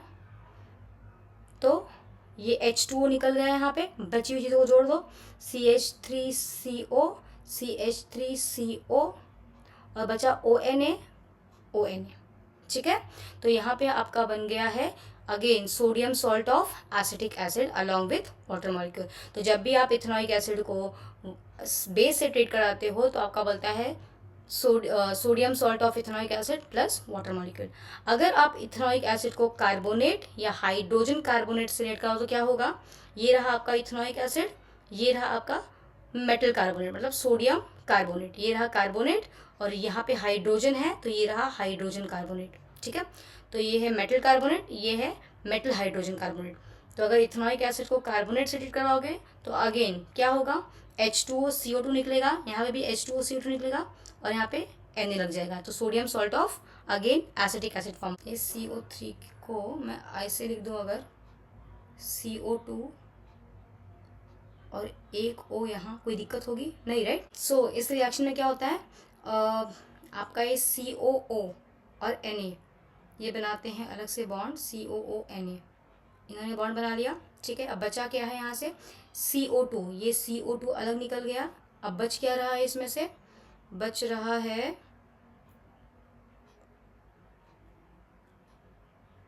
ये H, ये O और यहाँ से ये H मिलके क्या बनाएंगे? H2O। ये CO2 यहाँ से आ गया, CO2 और ये CH3CONA ने बॉन्ड बना लिया, तो ये हो गया CH3COONA। ठीक है, आई होप आपको समझ में आया होगा। अगर आप ऊपर वाले रिएक्शन में देखोगे, reaction of ethanoic acid with carbonate, अगर आप देखते हो तो यहाँ पे क्या हो रहा है? CH3CO और यहाँ से जो Na है ये बना रहे हैं 2CH3CONA। ठीक है, अब बचा क्या? यहाँ पे 2H है, राइट, ये 2H यहाँ पे आए और यहाँ जो CO3 का CO3 और CO2 और AO ऐसे, तो क्या दिक्कत है? नहीं। तो ये H2H और AO मिलके बना रहे हैं H2O, क्योंकि ये 2H है, यहाँ पे ध्यान दो। तो ये बन गया आपका H2O, बचा CO2। क्लियर? नीचे वाले रिएक्शन अगर देखोगे तो यहाँ पे क्या हो रहा है, ये CH3CO और ये Na, इन्होंने बनाया CH3COONA। अब यहाँ से ये H और ये H, और यहाँ के 3 में से एक O ने बना दिया H2O, और बचा हुआ CO2 यहाँ पे आ गया। ठीक है? तो this was reaction of ethanoic acid with carbonate and hydrogen carbonate. So last topic of this chapter, that is soaps and detergents. ठीक है? अब सोप मॉलिक्यूल होता क्या है? सोप मॉलिक्यूल में दो पार्ट्स होते हैं। ठीक है? एक होता है हेड, दूसरा होता है टेल। एक होता है हेड, एक होता है टेल। हेड जो होता है वो होता है वाटर लविंग। ये क्या होता है? Water loving. जो ये टेल होता है ये क्या होता है? It hates water. It hates water. ठीक है? ये जो टेल है, ये टेल होता है हाइड्रोफोबिक। फोबिक मतलब इट हेट्स वाटर। ठीक है? वाटर को हेट करेगा मतलब ऑयल और डर्ट को अट्रैक्ट करेगा। ठीक है? जो भी डर्ट होती है मोस्टली वो कैसी नेचर की होती हैं? ऑयली नेचर की होती हैं। अब होता क्या है, तो आपके कपड़े पे कोई स्टेन लग गया। अब लेट सपोज खाना लग गया, खाने में भी ऑयल था, डर्ट था। ठीक है? अब इसका ये माइक्रोस्कोपिक स्ट्रक्चर दिखाया है, इसको जूम करके दिखाया है। ठीक है? अब होता क्या है, जब आप इस कपड़े पे दाग लगे कपड़े पे या फूड या तेल लगे कपड़े पे आप साबुन रगड़ते हो पानी के कांटेक्ट में, तो क्या होता है, ये बनाता है माइसल्स। क्या बनाता है? माइसल्स। इसमें होता क्या है, ये आपका डर्ट है, ऑयल और डर्ट। तो डर्ट की तरफ कौन अट्रैक्ट होता है? Hydrophobic and. तो जो टेल है वो इसको पकड़ लेती है। ठीक है? ये आपका डर्ट है। ओके? डर्ट को कौन पकड़ेगा? Tail of soap. ठीक है? तो ऐसे ऐसे आके इसको टेल से अट्रैक्ट कर लेता है। और जो ये हाइड्रोफिलिक एंड है, इस पे क्या अटैच होता है? आयन। सोडियम आयन हो गया, पोटेशियम आयन। सॉल्ट, सोप क्या था? Sodium salt of acetic acid, fatty acid, या पोटेशियम सॉल्ट, फैटी एसिड। ठीक है? तो ये क्या करते हैं, जब भी आप सोप को कपड़े पे, स्टेन लगे कपड़े पे से रगड़ते हो पानी के प्रेजेंस में, तो ये से माइसल्स बनाते हैं। ओके? और जब उसको आप साफ करोगे तो क्या होगा कि ये जो बाहर का एंड है तो वाटर लविंग एंड है, तो ये पानी के साथ निकल जाता है और साथ में डर्ट को अपनी तरफ खींच के ले जाता है। ये what is working of soap? तो क्या होता है, hydrophobic tail attracts to the oily और डर्टी पार्ट। ठीक है? Hydrophilic end remains towards the water. Soap molecule surround the dirt and forms a structure called as micelle. Dirt gets suspended in water and is washed away. ठीक है? तो जहाँ पे भी दाग लगा है, कचरा लगा है, आप जब इस पर सोप रगड़ते हो तो होता क्या है, ये माइसल्स फॉर्म होते हैं। जब आप कपड़े को धुलते हो पानी में, तो पानी के साथ साथ ये डर्ट को लेकर ये सोप मॉलिक्यूल निकल जाता है। तो this is the working of soap molecule. So अब हम पढ़ेंगे differentiation between soaps and detergent. Definition क्या है? सोप इज अ सोडियम और potassium salt of long chain fatty acid. Detergents क्या है?